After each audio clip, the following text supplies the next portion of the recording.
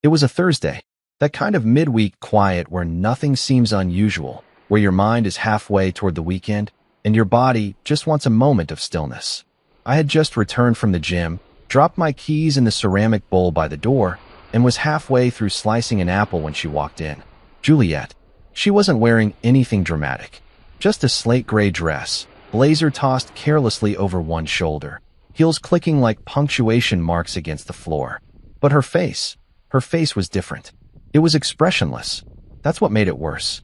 No anger, no sadness, just cold decision. She placed a thick manila envelope on the kitchen counter like she was delivering a menu, then looked up at me and said, "I've inherited $10 million. I want a divorce. Get out by tonight." That was it. Not a pause, not a flicker of hesitation. Just the sentence, dropped like a guillotine. I genuinely thought I'd misheard her. I waited for the punchline. Maybe a dry laugh. A cruel joke, even. Something to suggest I wasn't losing everything over breakfast. But she didn't laugh. She just stood there, arms crossed, like she just handed me my termination letter. I blinked. "I'm sorry." "What?" "You heard me," she said. "My inheritance came through. There's no need to pretend anymore. I'm done. I want my space back. I want my life back." My jaw clenched involuntarily. It wasn't just the words, it was the ease with which she said them. 7 years of marriage. Dinners cooked. Nights we held each other after bad dreams. Business strategies I stayed up helping her build. All discarded like an unwanted draft. I looked down at the envelope. It had my name on it. Bold. Typed. No handwriting. That told me everything. She hadn't written this. She had prepared it. Pre-planned. Maybe for weeks. Maybe longer. I opened it slowly, the paper slicing the tip of my finger as I pulled out the documents. A paper cut, but it felt like it bled everything. Inside were the divorce papers. A clean list of terms. She was keeping the house, the cars, the artwork, the accounts. I was being left with what I brought in, which, according to her declaration, was minimal. I let out a slow breath. Not anger, not sorrow, just the kind of disbelief that anchors itself in your bones. Then I heard it. Footsteps. Heavy. Intentional. I turned and saw them standing there, her twin brothers. Troy and Mason. Two men who never did a single thing without a smirk on their faces. They leaned in the kitchen doorway like henchmen in a bad movie, their arms crossed, smugness radiating off them like cheap cologne. "She doesn't need you anymore," Troy muttered with a crooked smile. I didn't respond. I just looked at him for a moment, then back at her. She didn't even flinch. Didn't correct him. Didn't soften the blow. She just stood her ground. This was coordinated. I could see it now. Not a heat-of-the-moment decision. This was weeks, maybe months in the making. She'd waited until the money hit her account, until she could surround herself with reinforcements. And then she'd launched her little coup. I stepped back from the counter and ran a hand through my hair. "So that's it?" I asked. "You get your payday, and I become disposable?" She tilted her head like she was trying to understand why I was still standing there. "I don't love you anymore. I haven't for a long time. I stayed because I had to. Now I don't. The thing is, if she'd cried, I might have broken. If she'd yelled, I might have fought. But she was cold, calculated, detached. And I realized that the woman standing in front of me now wasn't the person I married. Or maybe she was. Maybe I had just refused to see it. My hand was still bleeding lightly from the paper cut. I wiped it on a napkin, then nodded slowly. "All right," I said quietly. "If that's what you want." She nodded once, like a queen granting an exit. "Be gone before dinner." I walked past her, not looking back. Not yet. Not while they were watching. I went upstairs and entered the bedroom we once shared. It already felt foreign. As I opened the closet, I could see gaps, items missing. My cufflinks. My tablet. A framed photo of my late mother. Gone. She'd been preparing for this. Probably had a bag of excuses lined up if I had noticed earlier. But I didn't. Because I trusted her. I opened my travel case and began to pack. Not much. Just the essentials. The suit my father gave me. My old watch. The passport I kept locked away. I moved with purpose, folding each shirt with the kind of care you give to memories. Not clothes. I could hear them downstairs. Talking. Laughing. The sound made my stomach turn. I grabbed my phone. Opened my banking app. The joint accounts were already inaccessible. My name had gone. Just like that. I smiled. Not out of humor, but because I realized something. They thought this was the end of me. but they had no idea who I really was. When I finally zipped my bag shut and took one last look at the room, I didn't feel grief. I felt focus. I walked slowly down the stairs, my suitcase trailing behind me. Juliet was in the kitchen now, pouring wine. The gall of it. A toast to betrayal. She didn't look up as I passed. Her brothers did. Troy tilted his head, clearly hoping for some reaction. Some last word. But I gave him nothing. I walked out the front door and paused on the porch. Then I turned back and said, calm as steel, "You'll regret this. All of you." They laughed. That was fine. Let them laugh. They wouldn't be laughing for long. Not after what I had planned. Not once I reminded them exactly who they had underestimated. Because this wasn't the end. No, this was the beginning. I wasn't even halfway down the driveway before I heard her voice slice through the air like glass. "Hey, that bag stays." I stopped. My fingers wrapped tighter around the suitcase handle, the one bag I'd managed to pack with a shred of dignity left. I turned slightly, not all the way, just enough to see her storming out the front door barefoot, fury in her eyes, wine glass still in hand. "This is my personal stuff," I said as calmly as I could. "Clothes I bought with my own money, the watch my father left me, photos from my childhood." Juliet threw her hand up like I'd insulted her. "Everything in this house is under my name. Everything. And if you walk off with anything, it'll be theft." I stared at her in disbelief. "You really want to do this here? In front of your neighbors?" She didn't hesitate. "I don't care who's watching. You don't get to take anything from me." That's when I heard them again, Troy and Mason. Footsteps pounding across the deck behind her like they'd just been waiting for the moment to jump in. They came into view, one on each side of her like twin security guards with a grudge and too much time on their hands. "Didn't you hear her?" Troy said, folding his arms. "Drop the bag." "Don't make this harder than it has to be," Mason added. I looked from one to the other. They were built like oak trees, but spoke like teenagers trying to sound tough. Part of me wanted to laugh. Another part of me wanted to snap, but I kept still. Years of swallowing things for the sake of peace had trained me well. "I'm not leaving without my things," I said again. "You can throw me out, but I won't walk away like a stray dog." That was when it happened. Troy moved first. I didn't even see the fist. Just felt a burning tug at my scalp as he grabbed a fistful of my hair and yanked my head backward. The suitcase dropped from my hand with a hard thud on the walkway. Before I could catch my balance, Mason was at my side, one arm hooked around my torso, the other slamming into my shoulder. I twisted, shouted, tried to break free, but they didn't stop. They dragged me down the front steps like I weighed nothing. My back hit each step hard, scraping against the stone, my arms flailing to grab anything. I heard the sound of fabric ripping. My shirt? My pride? I couldn't tell. Somewhere behind them, Juliet was yelling, "Get him out of here." They threw me like a bag of trash onto the gravel at the bottom of the driveway.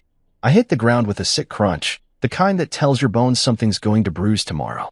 I stayed still for a moment, not because I was scared, but because I knew if I got up too fast, I might lose control. And I couldn't afford to do that. Not now. Not in front of them. I wiped my lip.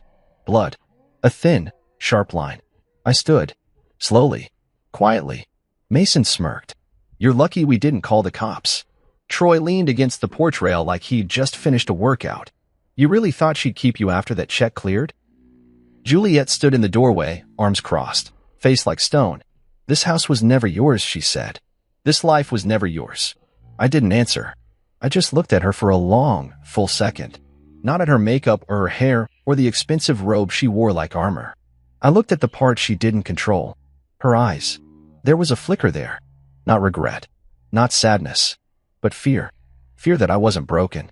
That maybe I was just quiet. I reached down, picked up my suitcase, now scuffed and dirt-covered, and rolled my wrist to check my watch. Still ticking. Good.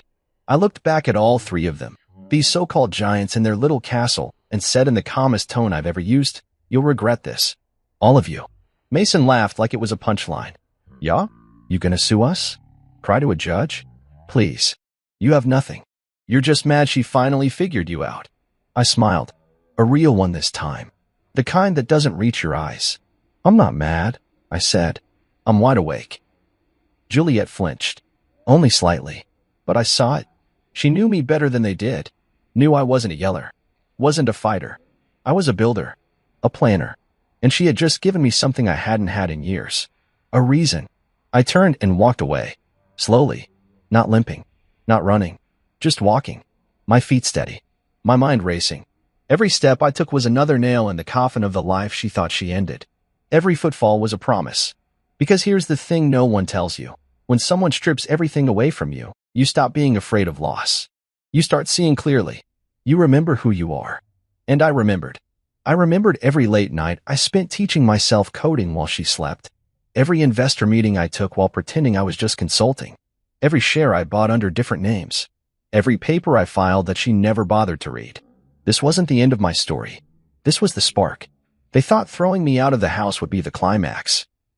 But it was just the beginning of the first chapter. They thought I had nothing left. But they'd forgotten one thing. I built her. And I could build again. This time, without her. This time better. Smarter. Stronger.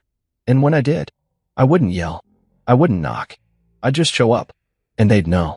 They'd know they dragged the wrong man down those stairs. And that everything they laughed at that day was going to burn down in silence. The first night on the outside, I stayed at a hotel. A quiet one by the edge of town with low lighting and worn carpets, nothing flashy. Just somewhere with a bed, a desk, and silence. That's all I needed. Silence. It's funny how after someone tries to destroy you, the first thing you miss is peace. Not revenge. Not power. Just peace. I sat on the edge of that bed for a long time, staring at the wall. My body was still sore from being manhandled like a rag doll, my lips swollen, my scalp tender. But inside, I felt something I hadn't felt in years. Stillness. Like when you hold your breath underwater and finally rise to the surface. They thought they had thrown me out, left me with nothing. But what they didn't understand, what Juliet never cared to ask, was who I really was before I ever walked into her world. She met me when I was quiet, as she liked to say. Low maintenance. A man who didn't mind fading into the background. She used to brag about how I didn't take up space. What she never asked was why I didn't. Because I had already done that part of life. The spotlight, the risk, the chaos. And I had walked away from it all. For peace, for simplicity, for her. I used to be Arlen Rivers. Not the husband who helped with the books. Not the man who used to work in tech. I was co-founder of Zephyr Tech. We built military-grade cybersecurity systems. Our software protected data for governments, hospitals, even space programs. We sold it 5 years ago quietly. Split the deal clean. I took my $18.2 million payout and vanished from the news cycle. Because I wanted to build a life without flashing cameras and paranoid meetings. I wanted a home. A woman I could believe in. And for a while, I thought Juliet was that woman. She never knew. She never wanted to know. She liked the version of me that wore jeans and made omelets on Sundays. She told people I did freelance work, and I let her. It was easier. Let her have the spotlight. Let her father believe he was the one who inspired her to launch her own brand. Let her brothers joke about how I was good with tools. I let them think I was small. Why? Because I didn't care if they thought I was powerful. I cared if she thought I was good. Turns out, that wasn't enough. Now, sitting in that dimly lit hotel room with a bag of clothes and a bleeding lip, I wasn't bitter. I wasn't even angry anymore. I was awake. I opened my laptop. Still had it. Still clean. Still fast. I logged into one of my backup servers, accessed a series of encrypted files I hadn't touched in years. There they were. Portfolios. Assets. Holdings. I hadn't just sat around after selling Zephyr Tech. I'd invested. Smartly. Diversely. Internationally. Real estate. Clean energy. Artificial intelligence. Most of it in trusts that didn't carry my name. My real net worth? Closer to $27 million. Not including the land I owned in Utah or the licensing rights I'd quietly acquired through my dummy corporation, Tundra Holdings. Juliet didn't know any of this because she never asked. She never noticed the trips I took for coding jobs were actually meetings with hedge fund managers. She never questioned the nondescript mail I got from the Isle of Man or the Cayman Islands. She thought I was basic, and I let her, because I thought love didn't require resumes. That's on me. I scrolled through the list of properties, accounts, and companies I had kept in the shadows. Nothing flashy, just clean and insulated. I wasn't the richest man alive, but I wasn't the broken fool they thought they tossed onto the curb either. They had poked the bear, and now the bear was wide awake. I made a list. It wasn't dramatic, just bullet points typed into a notes app. But every name on that list? They had laughed at me, mocked me, touched me without consent, tried to erase me. Juliet, Troy, Mason. I wouldn't scream at them. I wouldn't threaten them.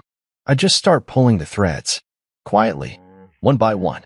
I took out my phone and called a name I hadn't dialed in 3 years, Drayton Wells. Old friend, real estate lawyer. Smart, meticulous, and he owed me. Badly. He answered on the second ring. Arlen, it's time, I said. Silence on the other end. Then, you're serious? Dead serious. Tell me where to meet you. By the next morning, I was sitting across from him in his office, papers spread across the mahogany table. He blinked when he saw the assets. They have no idea this is you? None. Damn. I just smiled. Let's begin with the Montgomery estate. He raised a brow. Her family's. It's not fully theirs. Not yet. He flipped through the scanned documents I handed him. A trust deed. A joint stipulation from Grandfather Montgomery's estate plan. You're listed here as co-trustee? In the event of a legal separation or divorce, yes. Juliet's brothers are building on the land. I nodded. With permits based on incomplete transfers. The land technically belongs to a dormant LLC, which I now control. He laughed softly, shaking his head. You really are the most polite wolf I've ever met. No, I said. I'm just done being underestimated. We filed the injunction that same afternoon. It would take a few days to process. But when the sheriff showed up at that gate, they'd remember who I was. And more importantly, they'd realize they never knew me at all. The thing about betrayal is that it doesn't just break you, it sharpens you, if you let it.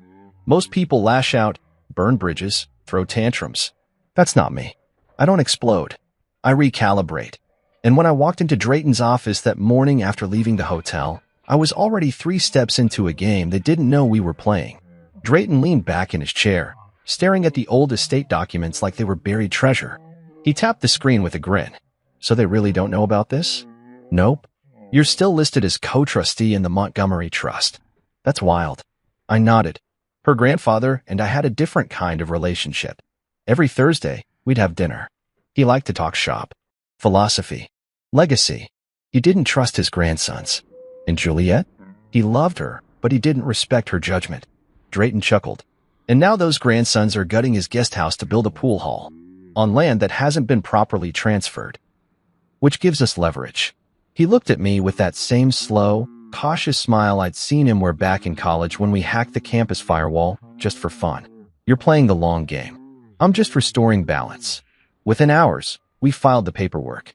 Clean, quiet, no announcement. An injunction to halt construction on the Montgomery estate based on unclear ownership and a pending co-trustee dispute. It would take a few days to go through the system. Perfect. That gave me time to prep the next piece. I left Drayton's office and walked 2 blocks to a place I hadn't visited in over a year, a storage unit on the east side of town.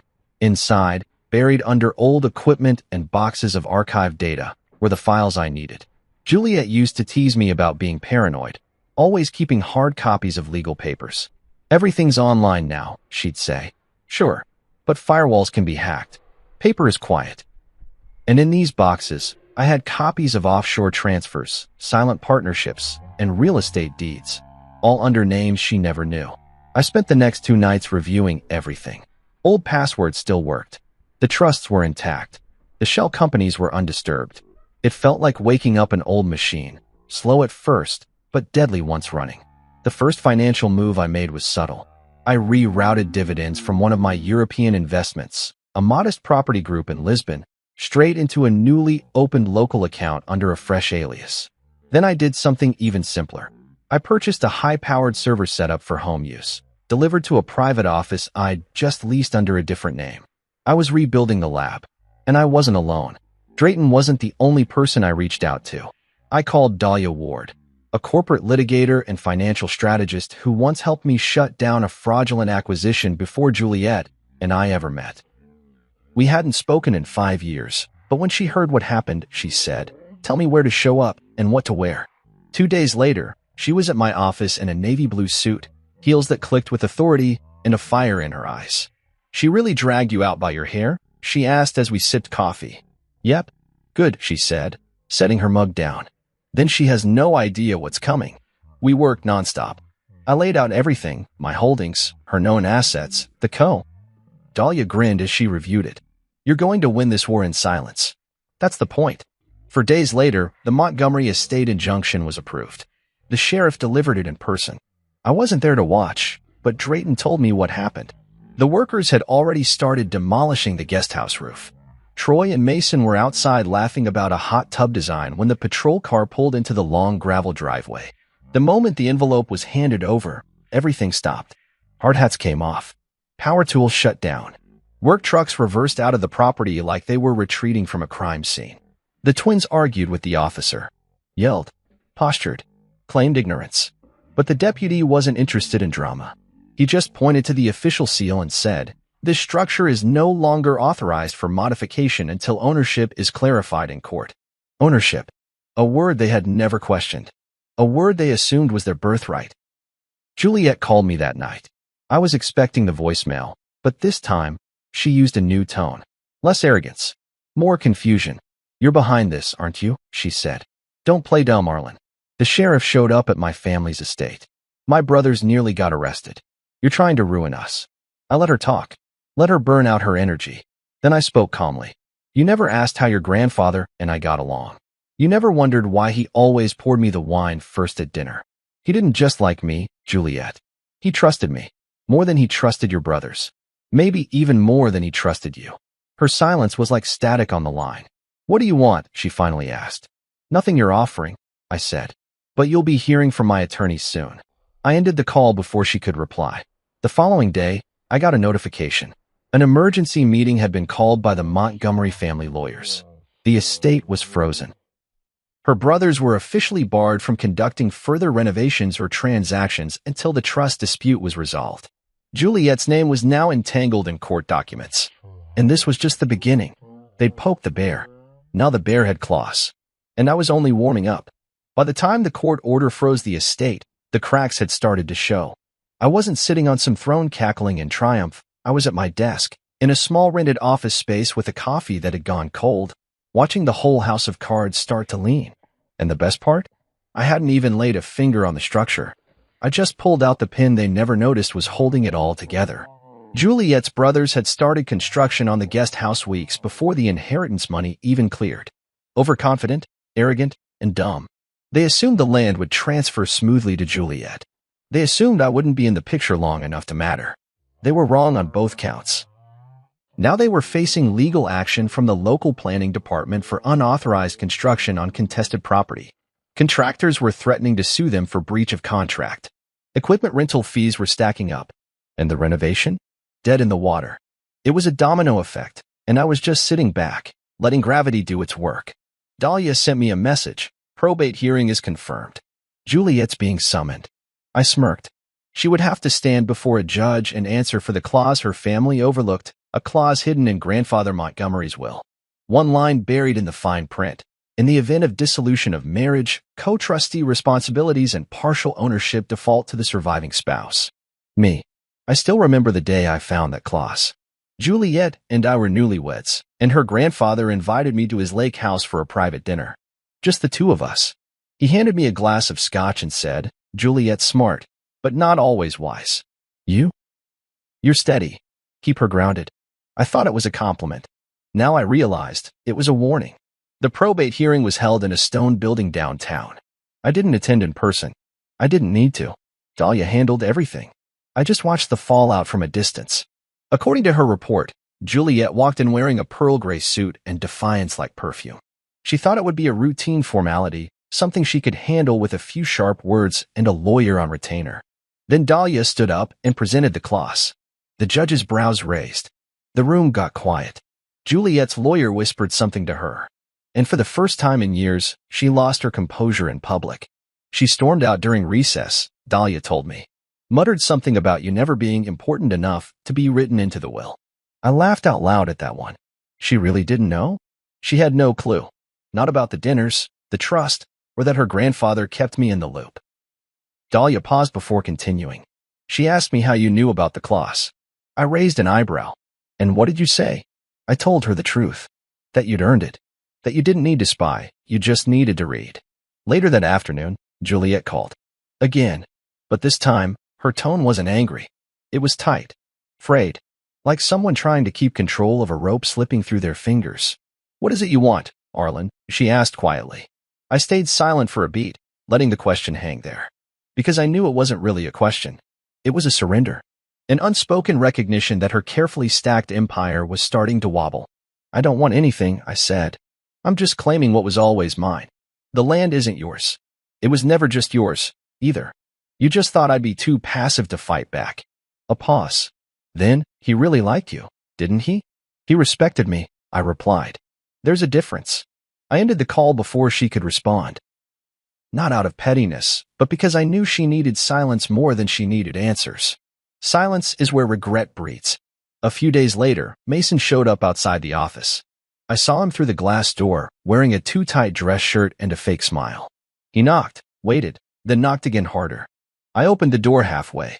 "Bold of you to come here." "Look, man," he said, scratching his jaw, "we got off on the wrong foot." "You mean the part where you and your brother dragged me down a flight of stairs?" He winced slightly. "That was a misunderstanding. Things were heated. Very. Juliet's been rattled lately," he continued, his voice now shifting into that of a salesman trying to close a deal. "You got your little win with the estate. Let's not blow this out of proportion." I stepped aside, letting him see the whiteboard on my wall, covered in diagrams, timelines, and case notes. The expression on his face changed. "What is all that?" "Research," I said simply. "Preparation. For what?" I looked him dead in the eye. "For everything else." He left quickly. I knew the message had been delivered. The Montgomery name wasn't untouchable anymore, and the man they treated like an accessory wasn't going to stay quiet. Within the week, rumors started to swirl in their business circles. Something about a pending lawsuit, inheritance trouble, frozen property assets. Investors got spooked. A luxury renovation project tied to the Montgomery name was put on pause. One of Juliet's public endorsements, some influencer skincare brand, quietly dropped her from a campaign. It didn't take much. Just a few whispers in the right ears. Just enough truth to make people question the rest. I didn't have to destroy her brand. She was doing that all by herself. I just made sure the spotlight stayed on. And as I sat in my office one evening, watching emails come in, hearing the buzz build, and watching the empire tremble, I realized something important. Revenge isn't about rage. It's about precision. And they just learned the cost of underestimating a man who once built a tech firm from scratch, walked away from millions for peace, and was now coming back for justice with a calculator, a contract, and a quiet, unshakable calm. The house of cards had begun to tilt. And I hadn't even blown yet. Juliet was thorough. I'll give her that. After she threw me out, she moved fast, too fast. She froze our joint bank accounts before the ink on the divorce papers even dried. Changed the passwords to every streaming service. Removed my name from the health insurance, canceled the gym membership I'd been using for 6 years, and even revoked the credit card I used for groceries. She thought she had stripped me clean, like I was just some dependent husband she could unplug like a phone charger. What she didn't know, what she never bothered to know, was that I never needed her money to survive. I had been running Tundra Holdings for 5 years. She never once asked what it was. Tundra was quiet, hidden in plain sight. A holding company set up through a law firm in Delaware with a trust name and zero personal branding. Through Tundra, I owned 3 small tech patents, a pair of beachfront condos in Ghana, and something else far more valuable. Her brand name, Juliet Montgomery's Signature Collection. Years ago, before she even launched the company, she was just a woman with a dream and a sketchbook. She came to me late one night, wine glass in hand, asking for help filing a business name. She had no idea where to begin, so I handled it, secured the name, paid the fees, filed the trademarks. She promised we'd transfer it into her name once things got going. We never did. Not because I was trying to trap her. I just forgot. Life moved fast. She assumed it was hers, and I didn't correct her. The royalties came through Tundra. The licensing was clean. No one questioned it. Why would they? I was just the husband in the background. Until she made me an enemy. Sitting in my office now, I opened the dashboard. Tundra Holdings, active, profitable, untouched. She never thought to check it. Never thought to ask who owned the roof under her empire. I clicked into the contract folder and scrolled down to the licensing agreement. Tundra Holdings licenses Juliet Montgomery Signature Collection to JMSC LLC for brand use and monetization. I highlighted it. Clicked Terminate. A warning popped up. This will revoke all external usage rights of this trademark. Confirm? I hit yes. Just like that, her brand had no legal right to use her own name. The next 48 hours moved fast. I sent official takedown notices to every distributor carrying her product line, retailers, subscription boxes, boutique chains. A standard cease and desist letter citing trademark breach. Legal, surgical, emotionless. Then I waited. Not long. Day 2. I got my first call from one of her distributors. Hi, we just received a legal notice regarding the trademark for the Juliette Montgomery collection. Can you confirm this is accurate? Yes. The licensing agreement has been revoked. Will there be a new brand identity we should shift to? Not at this time. Understood. They pulled her listings before noon. Then another call. And another. By the end of the day, her skincare line had been removed from 7 major platforms. That evening, I sat back in my chair as my phone lit up. Voicemail. Juliette. I pressed play. Arlen, what the hell did you do? I just got a call from Cynthia at Elvita. She said your name's on some contract. My inventory's being pulled. What is going on? I could hear the panic bleeding through her voice. It wasn't anger anymore. It was fear. Real fear. The kind that only comes when you realize you've been dancing over a cliff and just look down. I didn't call back. Not right away. Let her feel the silence. Let her sit in the space where she thought she had power and now finds air. On day 3, she sent a text. You're ruining everything I built. For what? Revenge. I stared at it for a while, then replied with one sentence. You're not taking anything from here, remember? No response. She knew. She remembered that night. The driveway. The screaming. Her words, spat out like venom. You're not taking anything from here. She'd said it like a queen dismissing a servant. Now those same words had come back like a boomerang with a blade. Later that night, Dahlia called me. She was laughing. She called my office 3 times. And she wants to negotiate. I leaned back in my chair. Too late. I figured you'd say that. She used the brand to erase me. She stood on it like it was built without my hands. Now she'll feel what it's like to lose something that never fully belonged to her. She's scrambling, Arlen. Her sponsors are backing out. The wholesalers are freezing shipments. And there's a rumor going around that she might not legally own her own label. Word travels fast. Good. We sat in silence for a second, then Dahlia added, I've known you a long time. I've seen you take losses and stay quiet. But I've never seen you like this. I've never needed to be like this. Because when you give everything for peace and someone responds with war, you learn how to fight in silence. Not with fists. Not with yelling. But with documents. Strategy. Timing. They kicked me out thinking I had nothing. Now she had nothing that didn't have my name on it. I checked the trademark registration again. Still mine. Still active. Still untouchable. I didn't laugh. Didn't gloat. I just sipped my coffee and stared at the screen. They triggered the storm. They just never expected the rain to fall only on them. It was only a matter of time before they came crawling back. First it was silence, just the deafening quiet of a crumbling empire. Then came the anger. Threats, voicemails, desperate emails dressed up as legal language. But I didn't respond. I didn't have to. The louder they got, the more power I had. The next message wasn't from Juliette.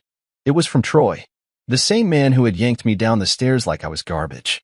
Now he was sending a neatly worded email requesting a mature and private discussion. I almost laughed, but I agreed on my terms. A public cafe downtown. Neutral ground. No shadows to hide in. I arrived early and chose a seat facing the entrance. No suit. No flashy car. Just jeans, a dark shirt, and the confidence of a man who knew he didn't have to yell to be heard. They walked in 5 minutes late, Troy in a tight blazer, Mason in sunglasses, indoors like a clown, and Juliette between them, holding her bag like a shield. She didn't speak first. Troy did. We appreciate you meeting with us, he said, trying to sound calm. Mason leaned in. There's no need for things to get worse. I raised an eyebrow. Worse for who? They both looked at Juliette.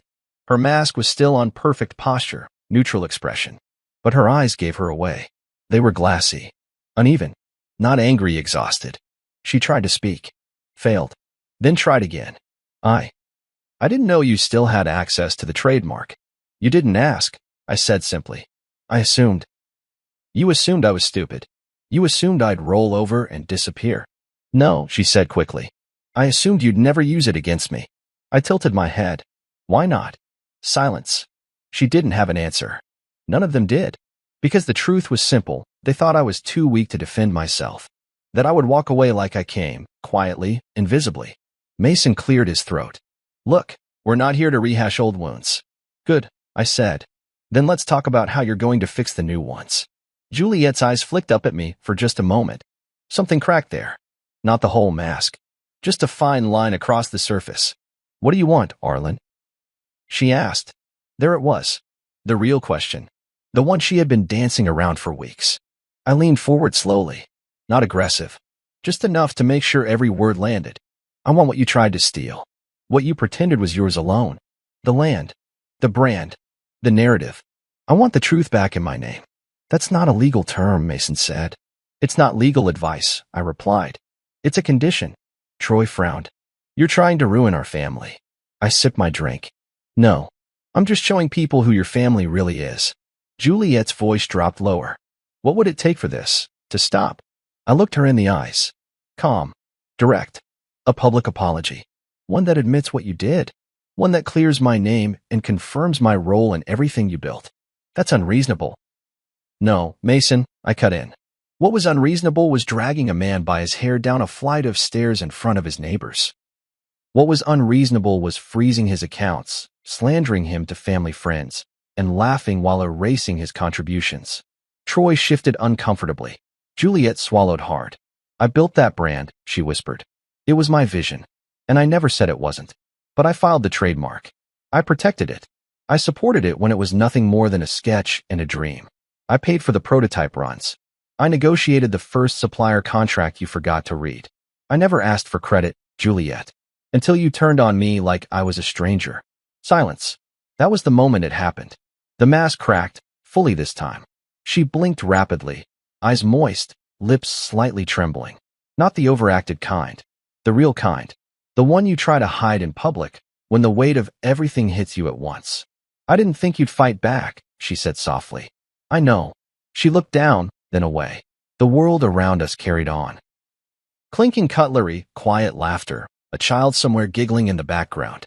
But at that table, it was just us. For people sitting on the wreckage of arrogance and assumption. Juliet reached into her purse and pulled out a folded paper. She placed it gently on the table. I didn't touch it. It's a statement, she said. It doesn't say everything, but it's a start. A public acknowledgement of your role. Your ownership. Your partnership. I stared at it. Why now? Because I'm losing everything, she whispered. And you're not yelling. You're not gloating. You're just winning. That part stung her the most, I think. That I didn't come back with fire. That I came back with facts. With structure. With precision. That I didn't need to humiliate her to defeat her. Troy looked at me. If she signs it, will you stop? No, I said plainly. But I'll consider it the beginning of an ending. A civilized one. Mason rolled his eyes. This is all about pride. No, I said, rising from my seat. This is about justice. Something your family's never respected. I picked up the paper and walked out without another word. Outside, the sun was warm. My heart wasn't racing. My palms weren't sweaty. I didn't feel triumphant. I felt steady, balanced. She had finally seen me. Not the ghost husband. Not the handyman with a laptop. Not the invisible investor. The man. The builder. The one they tried to erase. And now that the mask had cracked, there was no putting it back on. People think revenge is loud. They imagine screaming matches, dramatic confrontations, maybe someone throwing a glass across the room. But I've learned something different, something quieter. Revenge, when done right, isn't chaos. It's control. Not in the shouting, but in the silence that follows. Not in the flame, but in the shadows that spread when you remove someone's light. That's why I bought the ad space. A full-page spread in the Globe Times, Juliet's favorite magazine. She once told a journalist during an interview that being featured there was her definition of legacy. She framed that article in her home office. It was still hanging the last time. The ad took up the entire back page. A clean white background. Centered, unmissable text in elegant black font. To the Montgomery family. Thank you for showing me who you really are. I forgive you, but I'll never forget. I've moved on. Stronger. Sharper. Free.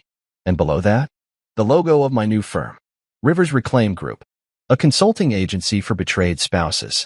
For every man and woman who'd ever been thrown out, erased, blindsided, and told they didn't matter, this was a place to rebuild.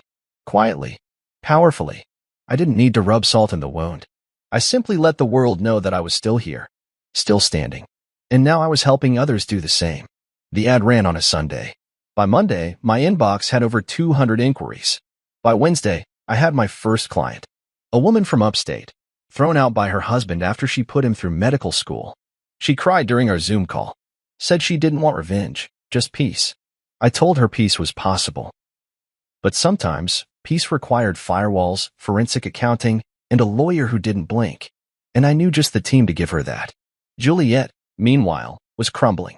The public apology she gave at our last meeting didn't fix things. Not really. Her brand, already under scrutiny after the trademark fiasco, took a nosedive. Retailers who had once boasted about being powered by Juliet's passion now quietly removed her name from their catalogs. Then the influencer fallout began. She'd spent years curating her image, dinners with fashion editors, photo shoots in Tuscany, interviews where she smiled like betrayal never lived in her bones. But the moment my ad dropped, everything changed. People started digging. Screenshots resurfaced. A post from a year ago where she thanked my husband for being my calm while I chased the storm. Someone commented, "Is this the same man you kicked out of the house when the inheritance came in?" The comment got thousands of likes. Her sponsors noticed. 2 beauty companies dropped her within a week. A luxury hair care brand issued a vague, realigning with our values statement that didn't mention her name, but everyone knew. She posted a video. Tearful. Filtered. Practiced. "I've made mistakes," she said, voice trembling just the right amount. I was in pain. I acted from fear. But I never meant to hurt anyone.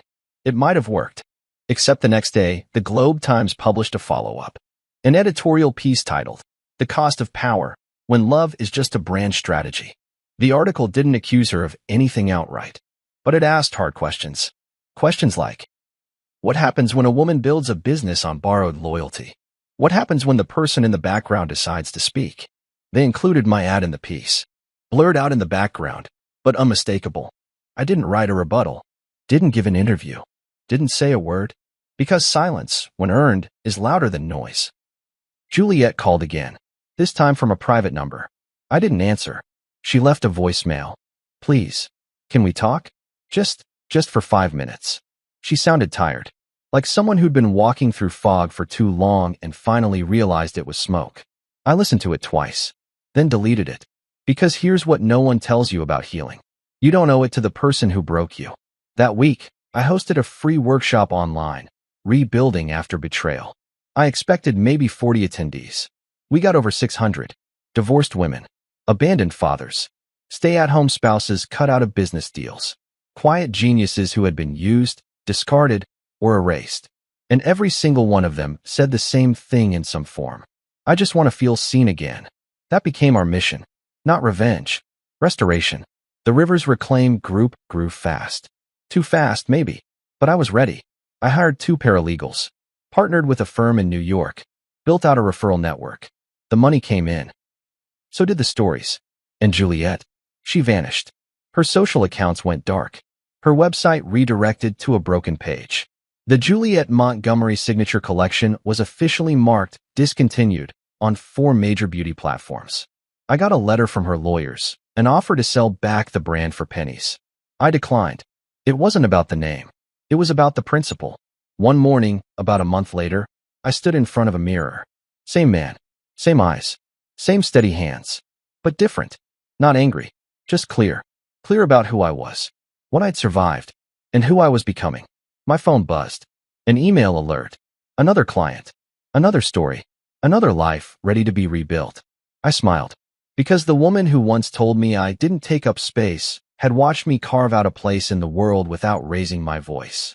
And in doing so, I'd become what she never expected. Unforgettable. I didn't think I'd ever walk through that front door again. Not after what happened.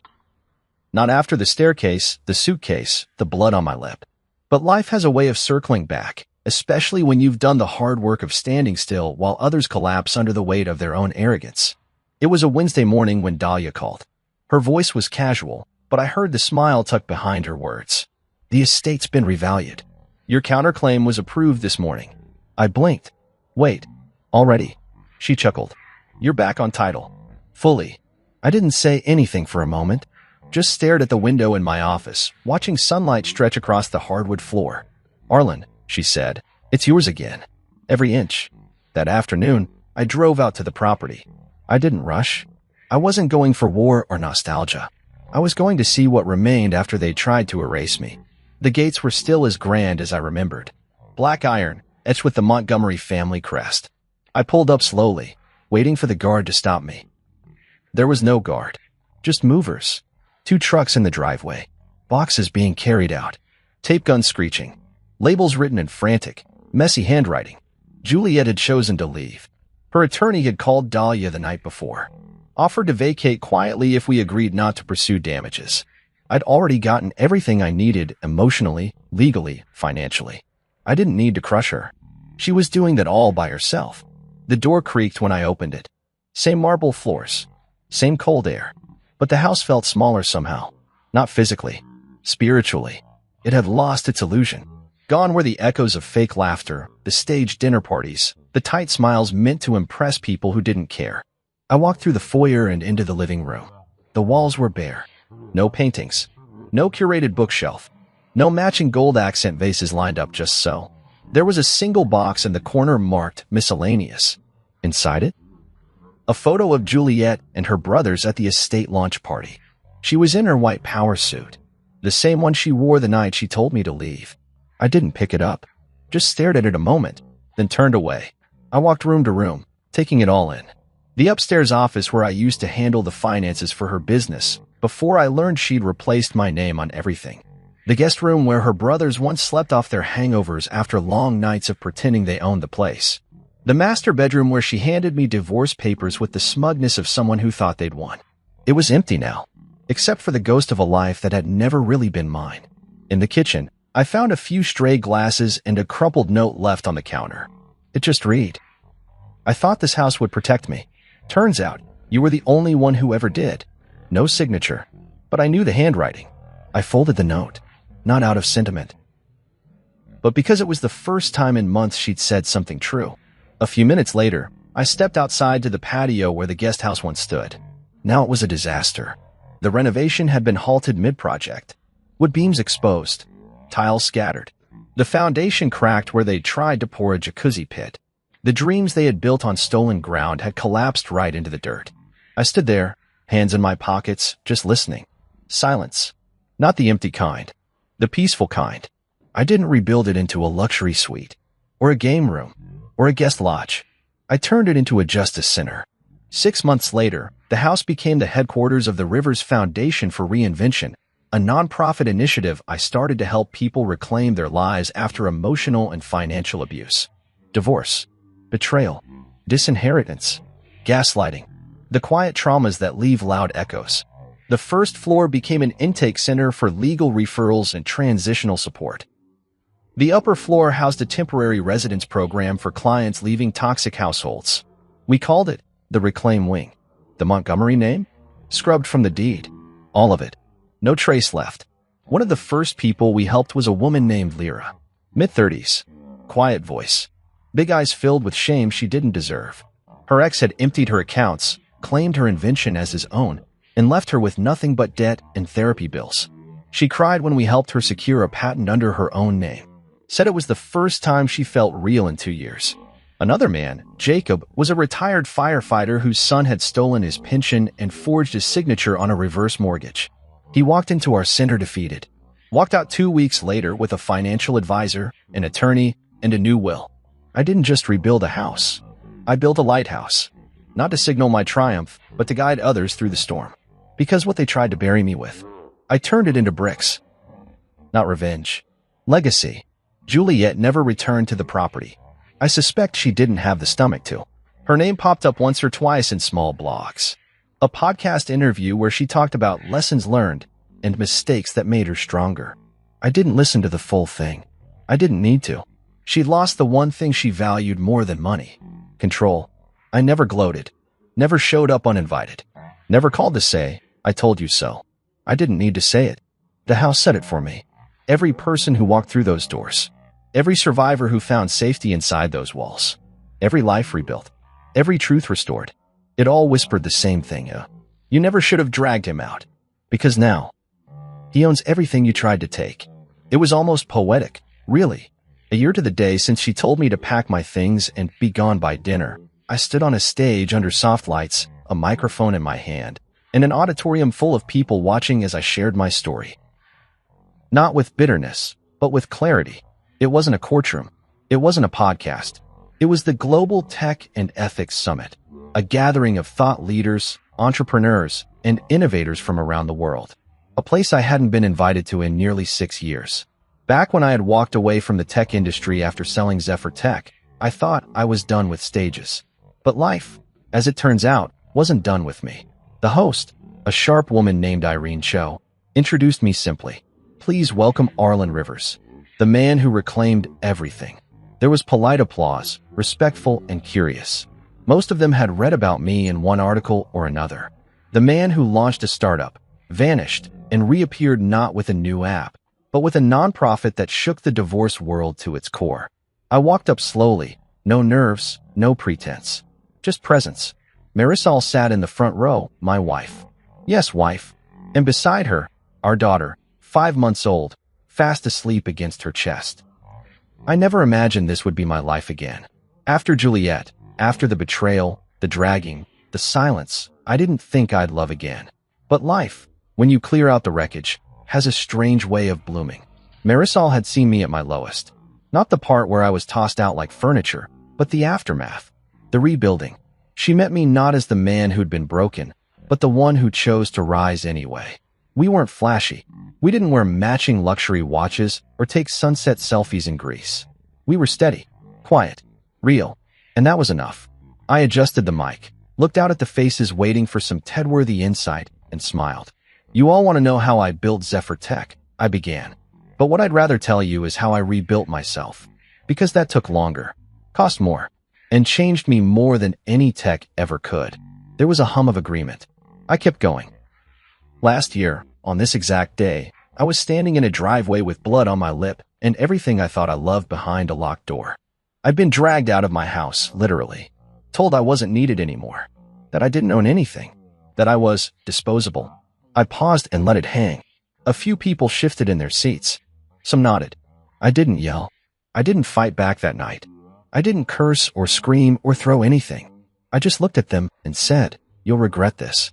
Then I walked away. I could see Irene in the wings, arms folded, eyes locked in.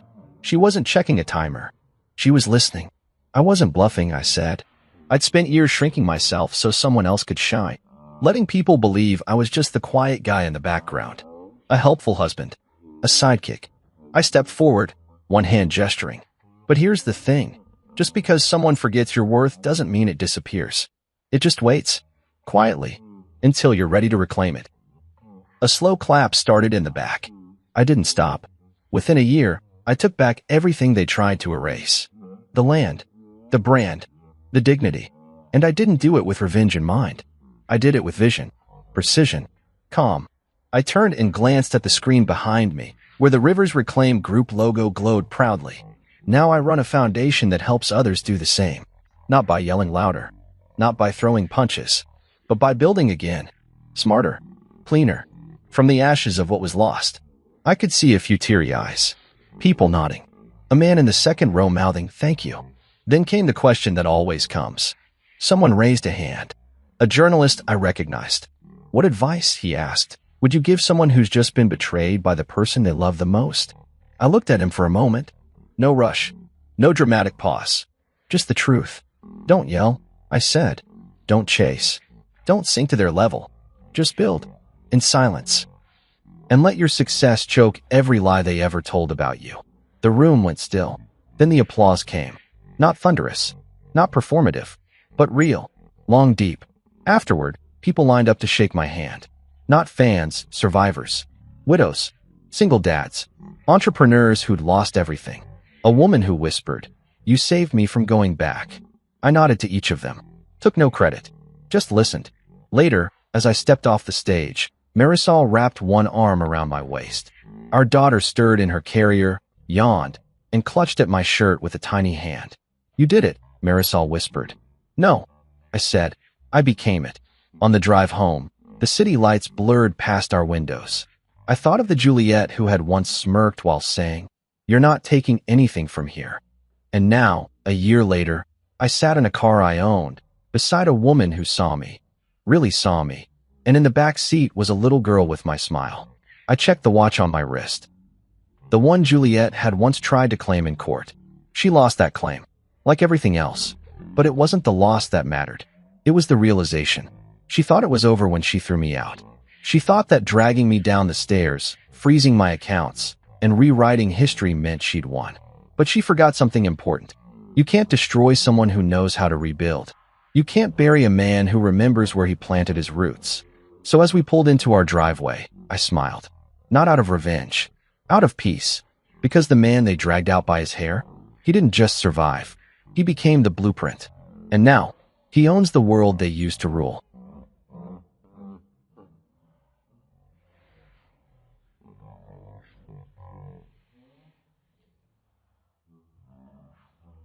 I walked into the briefing room, and my wife's dad, the SEAL Admiral, smirked. "What's your call sign, princess?" The men laughed. I said, "Reaper Zero." His face went white. He knew exactly who I was. Look, I've been in some pretty uncomfortable situations in my life. I've flown blind through sandstorms where the visibility was measured in good luck seeing your own hand. I've had my helicopter shot at by people who really didn't want me there. And I once had to sit through a 4-hour presentation about military budgeting that made waterboarding sound like a spa treatment. But walking into that Navy briefing room in San Diego on a Tuesday morning that smelled like burned coffee and decades-old testosterone, that was a special kind of hell that no amount of combat training could have prepared me for. The room was packed, 40 officers, give or take, all wearing their dress whites like they were auditioning for a recruitment poster. The air conditioning was broken, naturally, because the Navy apparently believes that sweating builds character. Every single one of these guys had that look. You know the one. I've seen some stuff, mixed with, "I'm about to mansplain tactical operations to anyone who'll listen" expression. And standing at the head of the table, looking like he owned not just the room, but possibly the entire Pacific Fleet, was Admiral Conrad Rains. My father-in-law. The man who signed my wedding photos with the enthusiasm of someone endorsing their own death certificate. Now, here's the thing about Conrad. He's what you'd call old military. Not the good kind that respects tradition and honor, but the kind that thinks anyone who didn't serve in Vietnam is basically a Boy Scout playing dress-up. He's the type who measures a man's worth by how many push-ups he can do and how loud he can yell "Hoo-yah" without his voice cracking. And me? Well, I'm the civilian who married his daughter, which in his mind makes me roughly as useful as a screen door on a submarine. I'd been invited to this briefing, and yes, I'm using air quotes so aggressive they could punch through drywall, because apparently someone in the chain of command thought it would be a great idea for civilian aviation consultants to observe naval operations. Translation: they needed to fill a diversity quota, and I happened to be breathing and nearby. The invitation email had been so passive-aggressive it practically came with a side of eye roll. Your presence is requested but not required. As we understand, civilian schedules can be flexible. Yeah, real subtle there, Lieutenant whoever wrote that. When I walked in, exactly 3 people looked up. 2 of them immediately looked back down at their phones, and the third, some fresh-faced lieutenant who probably still got carded at bars, gave me the kind of once-over that said, "Who's this guy? And did he wander in from the Starbucks next door?" I was wearing khakis and a polo shirt because, newsflash, I'm not active duty anymore, and I'll be damned if I'm going to dress like I'm attending a funeral for fun. Conrad, naturally, clocked me immediately. His eyes tracked me across the room like a predator watching a particularly unimpressive gazelle stumble into his territory. I found a seat in the back, because I'm not an idiot, and I know how this works, and tried to make myself as invisible as possible, which lasted about 4 minutes.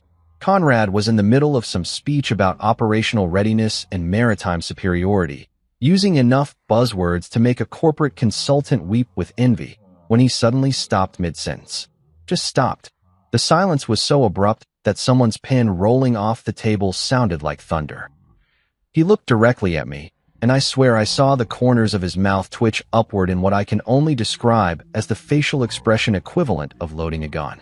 Before we continue, gentlemen, he said, his voice dripping with the kind of condescension that could rust steel, I think we should welcome our observer. My daughter's husband has decided to grace us with his presence today. The way he said daughter's husband made it sound like he was identifying a particularly unfortunate rash. He's here to learn how real naval operations work. The room did that thing where everyone tries not to laugh, but absolutely is laughing, resulting in a chorus of coughs, snorts, and poorly disguised snickers that would have made a middle school classroom proud. One guy in the front row actually had tears in his eyes from trying to hold it in. Real professional guys. Top-tier military discipline right there. Conrad wasn't done, though. Oh no. He was just warming up, like a stand-up comedian who'd spotted a heckler and decided to absolutely destroy them for the next 10 minutes. He leaned forward, resting his knuckles on the table in a power pose that probably looked intimidating to people who weren't, actually intimidated. So tell me, he said, and I could already feel where this train was headed, and also that there were no brakes and possibly no tracks. What's your call sign, princess? Princess. He actually said princess. In a room full of naval officers. About a grown man.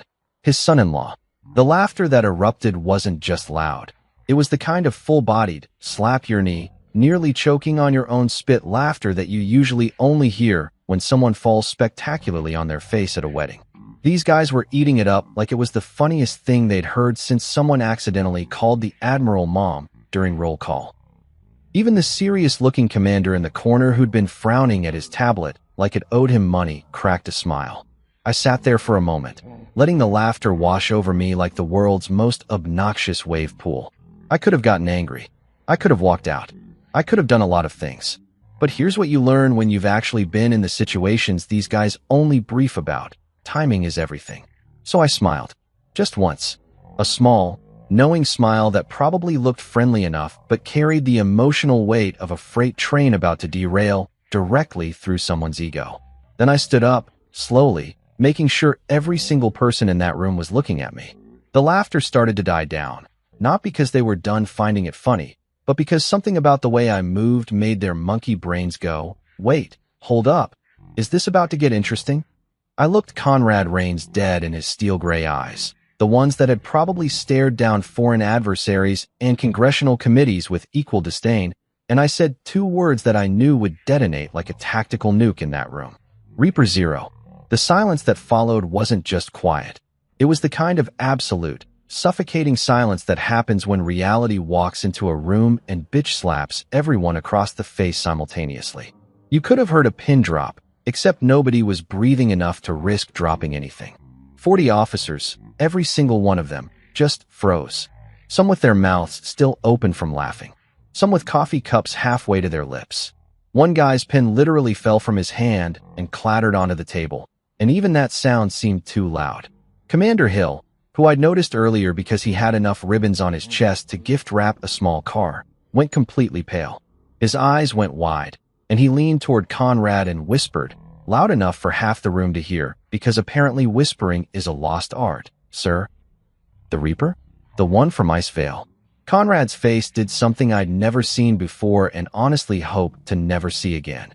It went from smug satisfaction to complete shock to something that looked suspiciously like horror, all in about 2 seconds. The blood literally drained from his face like someone had pulled a plug. His mouth opened, closed, opened again. He looked like a fish that had just realized it was actually on a boat and not in the ocean like it had previously assumed. I stayed standing, keeping my expression neutral and friendly, because the beautiful thing about dropping a verbal bomb is you don't have to follow it up with anything. The bomb does all the work.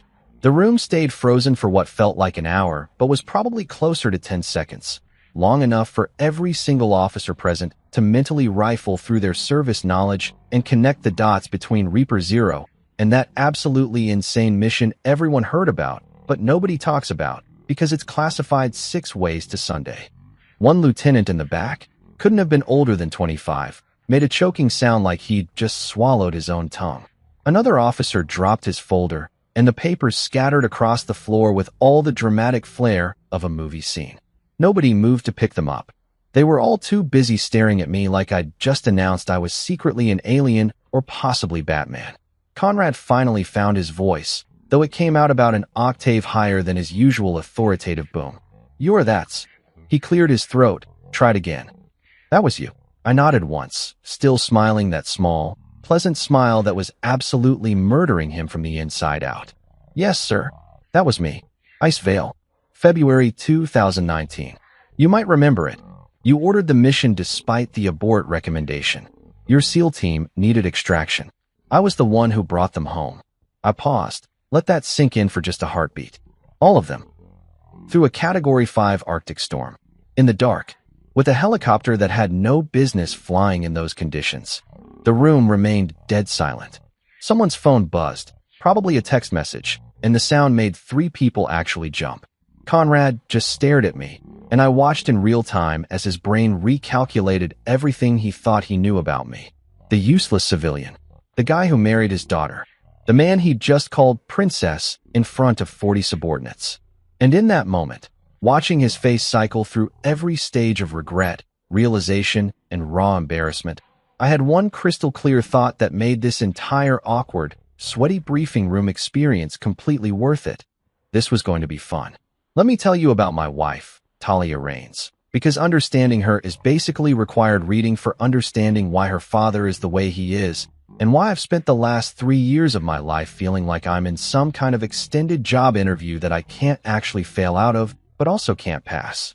Talia is what you'd call intimidating in the best possible way. She's 5'7" of pure confidence wrapped in designer clothes and a smile that could either make you feel like the most important person in the world or make you question every life decision that led you to this exact moment. I've seen her walk into a bar packed wall-to-wall with Marines, and I'm talking about the kind of jarheads who bench press small vehicles for fun and silence the entire room just by raising one perfectly sculpted eyebrow. Not saying a word, just the eyebrow. It was like watching a superpower activate in real time. She works in corporate law, the kind where she wears power suits that cost more than my first car and casually drops phrases like fiduciary responsibility and litigation strategy, while I'm still trying to figure out if I paid the electric bill on time. She's brilliant, funny, doesn't take crap from anyone, and has this way of making you feel like you're the only person in the room, even when there are 200 other people around. When we met at that veteran fundraiser 3 years ago, I thought she was completely out of my league. Turns out I was right. But she married me anyway, which either speaks to my incredible charm or her questionable judgment. I'm going to go with charm because it makes me feel better about myself.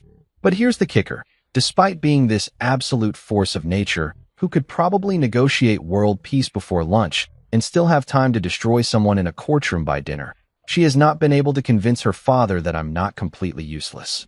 And believe me, she's tried. I've heard the conversations. I've been in the room during family dinners where she's literally listed my accomplishments like she's presenting evidence to a jury, and Conrad just sits there nodding politely while internally categorizing me somewhere between houseplant and unfortunate furniture. To Admiral Conrad Rains, I am and have always been that civilian guy who married my daughter. That's it. That's the entire sum of my existence in his universe. Never mind that I have a master's degree in aeronautical engineering. Never mind that I spent 12 years in active service. Never mind that I have more flight hours than most commercial pilots will see in their entire careers. Nope. I'm just the guy who showed up one day, somehow tricked his daughter into marrying me, probably through witchcraft or blackmail. He's still investigating. And now I exist in his peripheral vision like an annoying pop-up ad he can't quite close. Here's a fun example. Remember Operation Ice Vale? The mission I dropped on him like a conversational grenade in that briefing room? Yeah, well, here's the part one didn't mention. The SEAL team I extracted during that nightmare mission? Conrad's team. He was the commanding officer who ordered that operation. I flew through what meteorologists were calling unsurvivable conditions to pull out 15 of his men, including his second-in-command, who was currently experiencing what medical professionals call actively dying from hypothermia. I brought every single one of them home. Not a scratch. Well, except for Jenkins, my co-pilot, who bit through his lower lip from clenching his jaw so hard during the approach that he needed stitches. But that's beside the point. Conrad sent me a commendation letter. A really nice one, actually. It called me a credit to naval aviation and praised my extraordinary courage under impossible circumstances. I still have it somewhere in a box in the garage, probably underneath some old tax returns and a broken blender I keep meaning to fix. But here's the thing. He sent that letter to Major Lucas Vaughn, call sign Reaper Zero. He had no idea that 5 years later, Major Lucas Vaughn would be sitting across from him at Thanksgiving dinner, married to his daughter, being asked if I wanted white meat or dark meat while he made pointed comments about civilians who don't understand sacrifice. The disconnect is so absurd it would be funny if it wasn't my actual life. This man pinned a medal on my chest. Well, not literally. It was mailed for saving his team's lives, and now he can't remember my first name half the time. At our wedding reception, he introduced me to someone as Tyler. My name is Lucas. I've been married to his daughter for 3 years. We have Sunday dinner together twice a month. Tyler. I didn't even correct him because at that point, what's the point? Let him think I'm Tyler. Maybe Tyler gets more respect. At home, Talia tries to smooth things over because she's an eternal optimist who apparently believes that enough time and exposure will eventually warm her father up to me. Like I'm some kind of emotional leftovers that just need a few minutes in the microwave. She'll curl up next to me on the couch, usually after another dinner where Conrad spent 45 minutes talking about naval operations while pointedly not asking me about my day, and she'll say something like, "Babe, Dad just has old school humor. He doesn't mean anything by it." And I'll look at her, this woman I love more than anything, and reply, "Yeah, 1800s school humor. Like pre-electricity old school, pre-indoor plumbing old school." She'll laugh, do that thing where she scrunches her nose that makes my heart do stupid gymnastics, and then she'll kiss my cheek and tell me not to cause a scene. Which is rich, because I don't cause scenes. Scenes cause themselves around me. I'm just standing there, existing, and suddenly everything's on fire, and I'm holding the matches without knowing how they got in my hand. But here's where it gets really good, or really bad, depending on your perspective and how much you enjoy watching human relationships implode in slow motion. Conrad doesn't just think I'm useless. He actively tells people I'm useless. At a 4th of July barbecue last summer, I overheard him talking to some captain buddy of his by the grill. They were doing that thing men do where they drink beer and pretend they're not gossiping, but they're absolutely gossiping. Conrad was flipping burgers with the confidence of a man who's never had one turn out dry, and he said, and I quote because this is burned into my brain like a brand, "My daughter married a nice enough guy. But he's never really done anything, you know? Civilian work. Consulting. Whatever that means. Whatever that means."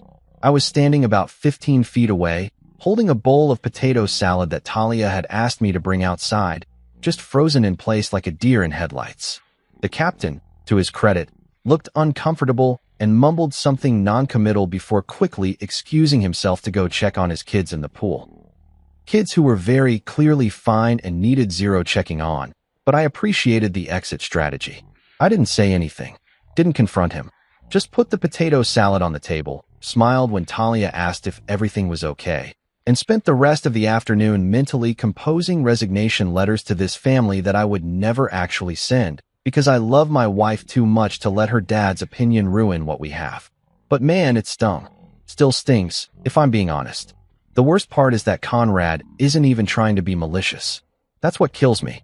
He's not sitting around twirling a mustache and plotting ways to make me feel small.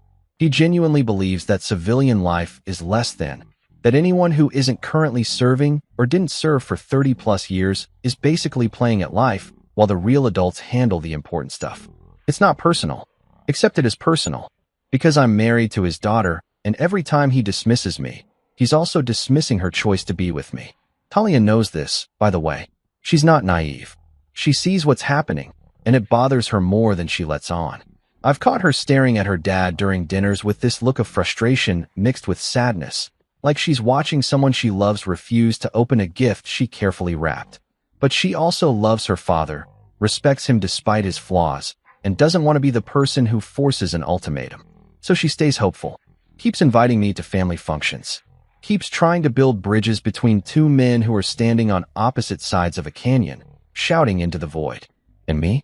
I kept showing up, kept smiling, kept being polite, kept swallowing every dismissive comment, every forgotten name, every time he talked over me at dinner or changed the subject when I mentioned my work. I kept it all inside, packed it down, because that's what you do when you love someone. You endure their difficult family members. You play the long game.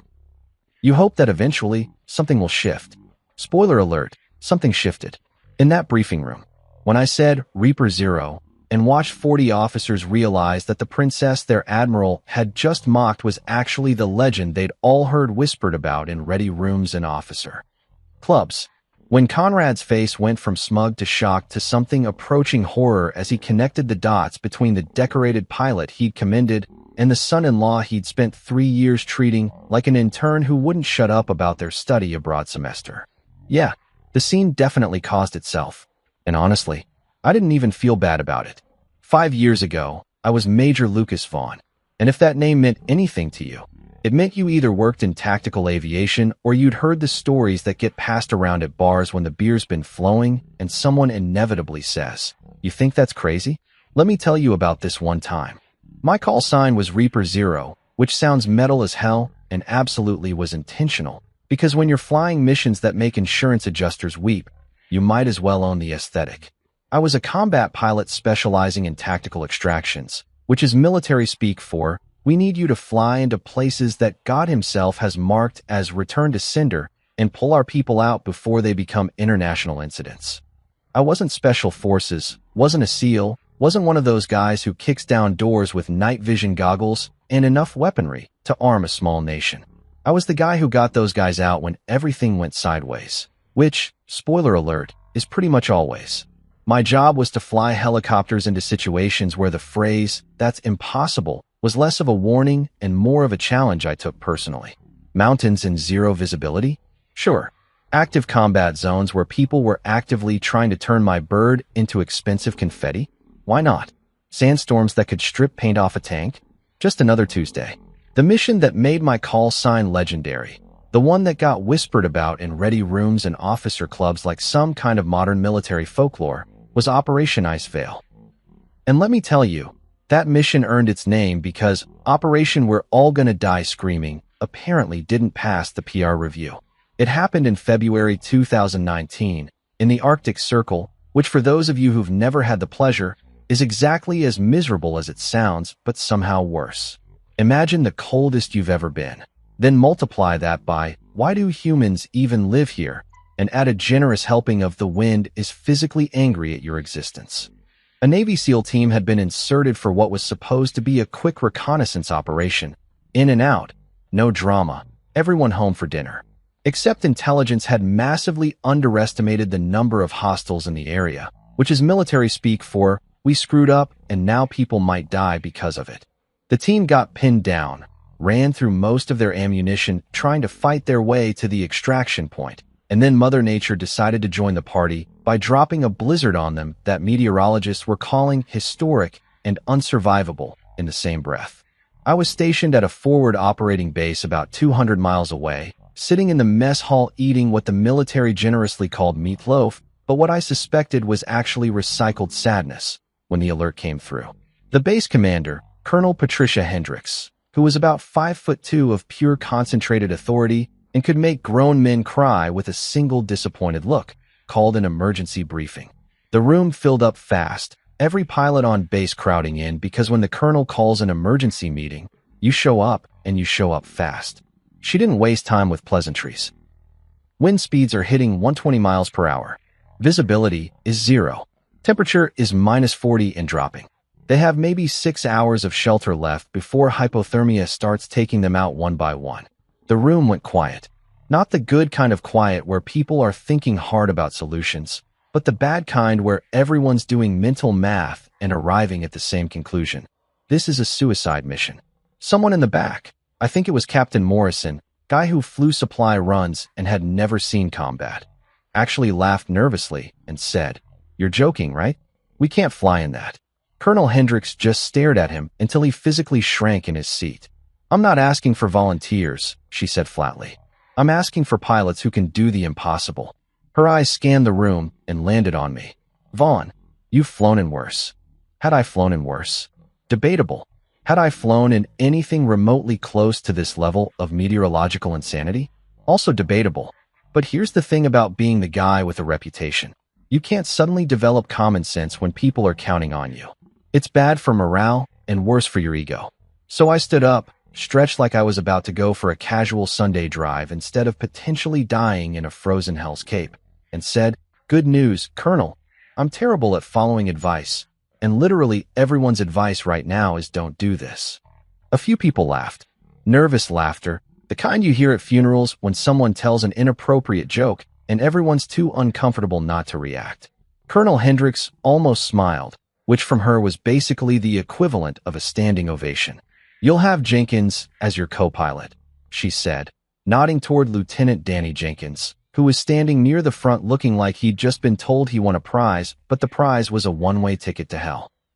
Jenkins was a good pilot, solid under pressure, had a wife and 2 kids back in Virginia, and pictures of them taped inside his locker like a shrine to better life choices. He looked at me with eyes that said, "Please tell me you have a plan." I looked back with eyes that said, "Absolutely not. We're winging this." Because honestly, that was the truth. You don't plan for the impossible. You just point your helicopter at it and hope physics is feeling generous. The flight prep took 45 minutes. We loaded the bird with every cold weather survival kit we could strap down, extra fuel tanks, because we weren't sure what the return trip would look like, and enough medical supplies to run a small field hospital. The crew chief, a grizzled master sergeant named Ramirez who'd seen more combat than most people see in video games, pulled me aside as we were doing final checks. "Sir," he said, and I could tell from his tone this wasn't going to be a pep talk, "you don't have to do this. Nobody would blame you for walking away." I tightened the last strap on my harness and looked at him. 15 guys are about to freeze to death because someone's intelligence report was wrong. If I don't go, they die knowing we didn't even try. I can live with a lot of things, Ramirez, but I can't live with that. He nodded slowly, clapped me on the shoulder hard enough to bruise, and said, "Bring him home, Reaper." The flight out started rough and got exponentially worse with every mile. Jenkins spent the first 30 minutes running through system checks and weather updates, his voice steady and professional even though I could see his hands shaking slightly on the controls. By the time we hit the storm front, visibility dropped to literally nothing, just white, endless white, like flying through the inside of a ping-pong ball. The wind hit us like getting sucker punched by a giant, and the helicopter started shaking so hard I was genuinely concerned parts were going to start falling off. "This is insane," Jenkins said, not panicking, just stating a fact like he was commenting on the weather, which technically he was. "We can't see anything. Instruments are going crazy. We're flying blind." "Then it's a good thing I have trust issues with instruments," I shot back, fighting the controls as another gust tried to flip us sideways. "We're navigating by faith, spite, and whatever divine entity finds this entertaining." Jenkins actually laughed at that, a slightly hysterical edge to it. "I'm praying so hard right now," he said. "Like, so hard that God's probably telling me to quiet down because I'm being annoying." "Keep praying," I told him. "But also keep your hands on those controls because if I pass out from stress, you're flying this thing home." We flew for 90 minutes through conditions that would have made professional stunt pilots quit and become accountants. The helicopter handled like a shopping cart with 3 broken wheels. The instruments were throwing errors like it was their job, and I was navigating based on gut feeling and the occasional glimpse of terrain features when the wind would part the snow for half a second. Jenkins stopped talking after the first hour, which was fine because I needed all my concentration anyway. I could hear him breathing though, fast and shallow, and I knew he was running through all the ways this could go wrong in his head. When we finally found them, it was less tactical precision and more, thank God we didn't fly into a mountain. The SEAL team had taken shelter in a shallow ravine, and I could barely make out their heat signatures through the storm. Landing was out of the question. The ground was uneven and visibility was basically a suggestion. So I had to hover, which in these conditions was like trying to balance a pencil on its point during an earthquake while someone throws rocks at you. The team leader came through on the radio, voice crackling with static, and what I'm pretty sure was shocked that anyone had actually shown up.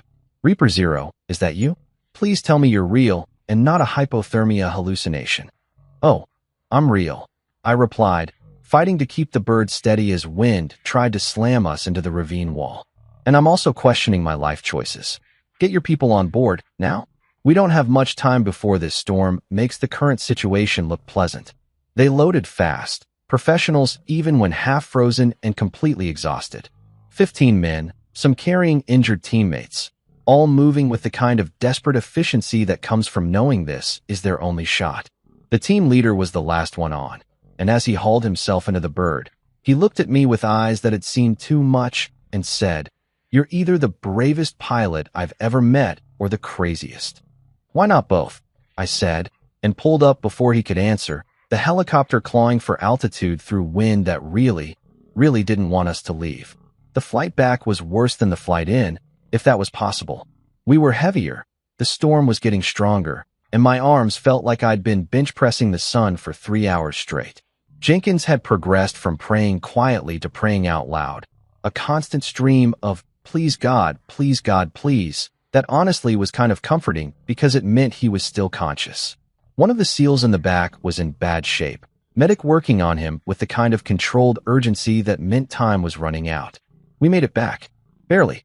I set that helicopter down so hard the landing gear complained, but we were down and everyone was alive, and that was literally all that mattered. The base erupted in cheers, people running toward us from everywhere, and I just sat in the pilot's seat for a minute, hands still gripping the controls, trying to remember how to breathe normally. The SEAL team leader found me later in the debriefing room. Lieutenant Mason Rains, though I didn't know his last name was significant then.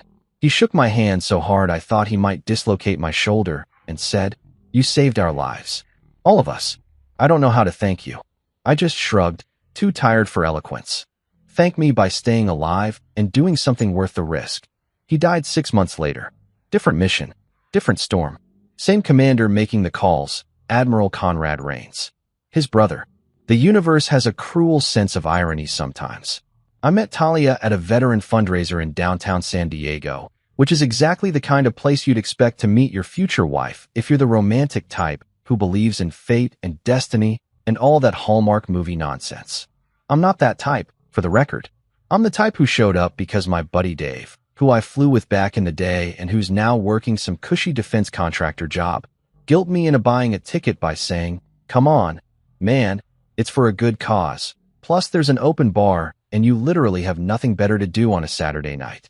He wasn't wrong about that last part, which stung a little, but the open bar sealed the deal. The event was at this fancy hotel ballroom with crystal chandeliers that probably cost more than my annual salary and waiters circulating with tiny appetizers that looked beautiful but left you hungry 5 minutes later. You know the type, a single shrimp on a cracker with some kind of foam that's supposed to be fancy but tastes like expensive air. I was standing near the bar, nursing a whiskey and trying to look like I belonged in a room full of people wearing suits that fit properly, when she walked up next to me and ordered a martini with the kind of confidence that makes bartenders stand up straighter. She was wearing this dark blue dress that probably had a designer name I couldn't pronounce, her dark hair pulled back in a way that showed off cheekbones that could cut glass, and when she glanced at me, I swear the room got quieter. Or maybe that was just my brain short-circuiting. Hard to say. "You look like you'd rather be anywhere else," she said, a slight smile playing at the corner of her mouth. I laughed, caught off guard by the directness. "That obvious? You've been standing in the same spot for 20 minutes. You haven't touched the appetizers even though the crab cakes are actually decent, and you're drinking whiskey at a wine and champagne event," she said, taking her martini from the bartender with a nod of thanks. "So yeah, pretty obvious." In my defense, I said, the whiskey was a tactical choice. Wine gives me a headache and champagne makes me feel like I'm at a wedding I wasn't invited to. She laughed at that, a genuine laugh that reached her eyes, and extended her hand. Talia Rains, corporate lawyer, champagne enthusiast, and apparently better at reading people than you are at hiding discomfort. I shook her hand, noting that her grip was firm and confident, the kind of handshake that meant business. Lucas Vaughn, former helicopter pilot, whiskey defender, and guilty as charged on the discomfort thing. I paused, then added, "Rains? Any relation to Admiral Conrad Rains?" Her smile dimmed slightly, just a flicker, but I caught it. "He's my father. You know him?" "Only by reputation," I said, which was technically true. I knew of him. Everyone in naval aviation knew of him, but I'd never met the man personally. Didn't know then that I'd saved his brother's life or that 5 years later he'd be calling me princess in a briefing room. Life's funny that way. We talked for 2 hours. Just talked. About everything and nothing. She told me about her work, the cases she was handling, the frustration of dealing with clients who thought they knew better than their own lawyers. I told her about flying, about the missions I could talk about and the ones I couldn't, about what it's like to transition from military life to civilian consulting where the biggest emergency is someone's PowerPoint not loading correctly. She laughed at my jokes, called me out when I was being self-deprecating, and somewhere around the third drink, I realized I was in serious trouble because this woman was absolutely, completely out of my league, and I was falling for her anyway. So what does a former combat pilot do at a veteran fundraiser besides hide by the bar? She asked, swirling her second martini. Mostly wonder why he didn't fake a stomach illness, I said. But also, support the cause. Veterans need resources. Transitioning to civilian life is harder than people think. All that important stuff that I genuinely believe in, but that sounds preachy when I say it out loud at a fancy party. She studied me for a moment, head tilted slightly. You're interesting, Lucas Vaughn. Most guys I meet at these things either try too hard to impress me or spend the whole time talking about themselves. You're doing neither. That's because I'm assuming you're already unimpressed, and I'm just trying to delay the inevitable moment when you remember you have somewhere else to be, I said. Self-deprecating and honest. Dangerous combination. She pulled out her phone, unlocked it, and handed it to me. Put your number in. I want to continue this conversation when we're not surrounded by people in uncomfortable shoes. I took the phone, trying not to look as surprised as I felt, and typed in my number. You sure? I should warn you. I'm terrible at texting back promptly, and my idea of a fancy dinner is anywhere that doesn't have a drive-through window. I'll take my chances, she said, taking her phone back and flashing me a smile that made my heart do something stupid and acrobatic in my chest. 3 months later, we were dating exclusively. 6 months after that, I was pretty sure I was going to marry her. And 9 months into our relationship, she said, I want you to meet my father, with the kind of tone that suggested this was both inevitable and potentially disastrous. Meeting Conrad Rains for the first time was like a job interview where the interviewer has already decided you're unqualified, but is going through the motions for legal reasons. We met at his house in Coronado, a beautiful place with an ocean view that probably cost more than I'd make in 10 lifetimes, and he answered the door in khakis and a polo shirt that somehow still looked like a uniform. His handshake was a test, one of those grip-crushing displays of dominance that's supposed to intimidate you into submission. I matched his pressure, held eye contact, and didn't flinch. So you're the pilot, he said, not quite making it sound like a question. Lucas Vaughn, sir. Good to meet you. I replied, keeping my tone respectful but not subservient, because I learned a long time ago that men like Conrad respect confidence more than deference. Talia tells me you fly helicopters, he said, leading us into a living room that was decorated with naval memorabilia and family photos that all seemed to feature him receiving awards or shaking hands with important people. Yes, sir. 12 years active service, specialized in tactical extractions and combat support. He nodded, but I could see the dismissiveness in his eyes. National Guard. And there it was. The assumption. The casual downgrade. I felt Talia tense next to me, but I kept my expression neutral. No, sir. Active duty. Flew combat missions in 6 different theaters. Mostly the kind that don't make the news because they're classified. Interesting, he said, in a tone that suggested it was anything but. And now, consulting, aviation safety, tactical operations planning, training programs for private sector helicopter services. Civilian work. He said it the way someone might say mall kiosk salesman or professional mime. Well, it's good you're staying employed. The dinner was painful. Conrad dominated the conversation, telling stories about his naval career that all somehow circled back to his accomplishments while making subtle digs about civilian life and how real service meant 30 years in uniform. Talia tried to steer the conversation to neutral topics, but her father had the conversational agility of a freight train on a single track. I smiled, nodded, answered questions when asked, and mentally calculated how many drinks I'd need after this to forget the experience. At one point, Talia's mother, Elizabeth, a kind woman who seemed perpetually exhausted by her husband's personality, asked me about my most memorable flight. I started to mention Operation Icevale, then stopped because I realized Conrad was in the room and the whole thing would get complicated fast. Instead, I told a sanitized version of a supply run gone wrong in Afghanistan, keeping it light and slightly funny. Conrad listened with half attention, checked his watch twice, and when I finished, said, "Supply runs. Important work, I suppose. Someone has to do the logistics." Talia's hand found mine under the table, squeezed hard. I squeezed back, a silent communication that meant, "I'm fine, don't murder your father at dinner." When we left that night, Talia was furious in a way I'd never seen before. We sat in my car in her father's driveway, and she just started apologizing, rapid fire, words tumbling over each other. "I'm so sorry. That was awful. He was so rude. I don't know why he's like this. You didn't deserve that. I should have warned you better."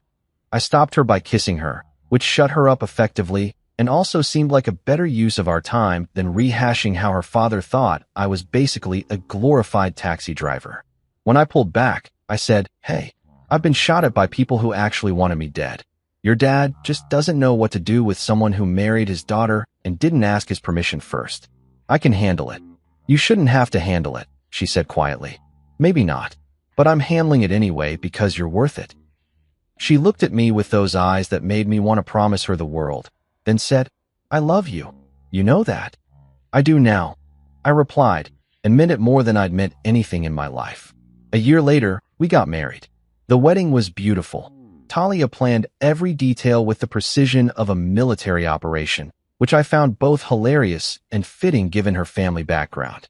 Her mother cried happy tears, her friends gave touching speeches, and Conrad gave a toast that was technically appropriate but loaded with enough subtext to sink a battleship.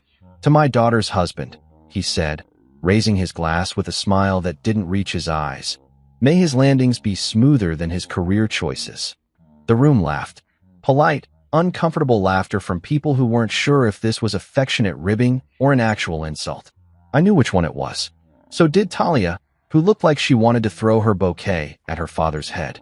I stood up, raised my own glass, and looked Conrad dead in the eye. "And to my father-in-law, may his next promotion include humility." The laughter that followed was different. Surprised. Genuine. A few people actually applauded. Talia kicked me under the table, hard enough to leave a bruise I'd find later, but she was also trying not to smile. Conrad's expression flickered between shocked, annoyed, and something that might have been respect if you squinted hard enough. We didn't talk for the rest of the reception, but I'd made my point. I wasn't going to be the quiet son-in-law who took every dismissive comment with a smile. I was going to push back, politely, but firmly. Looking back now, that was probably the moment Conrad decided I was either interesting or a problem. Maybe both. Either way, I'd stopped being invisible to him, which was progress. Even if he still didn't know I was the pilot who'd saved his brother's life. That revelation was coming. Just needed the right moment. In a briefing room full of witnesses. The thing about being retired from active duty is that you think you're done with the military, but the military is never quite done with you.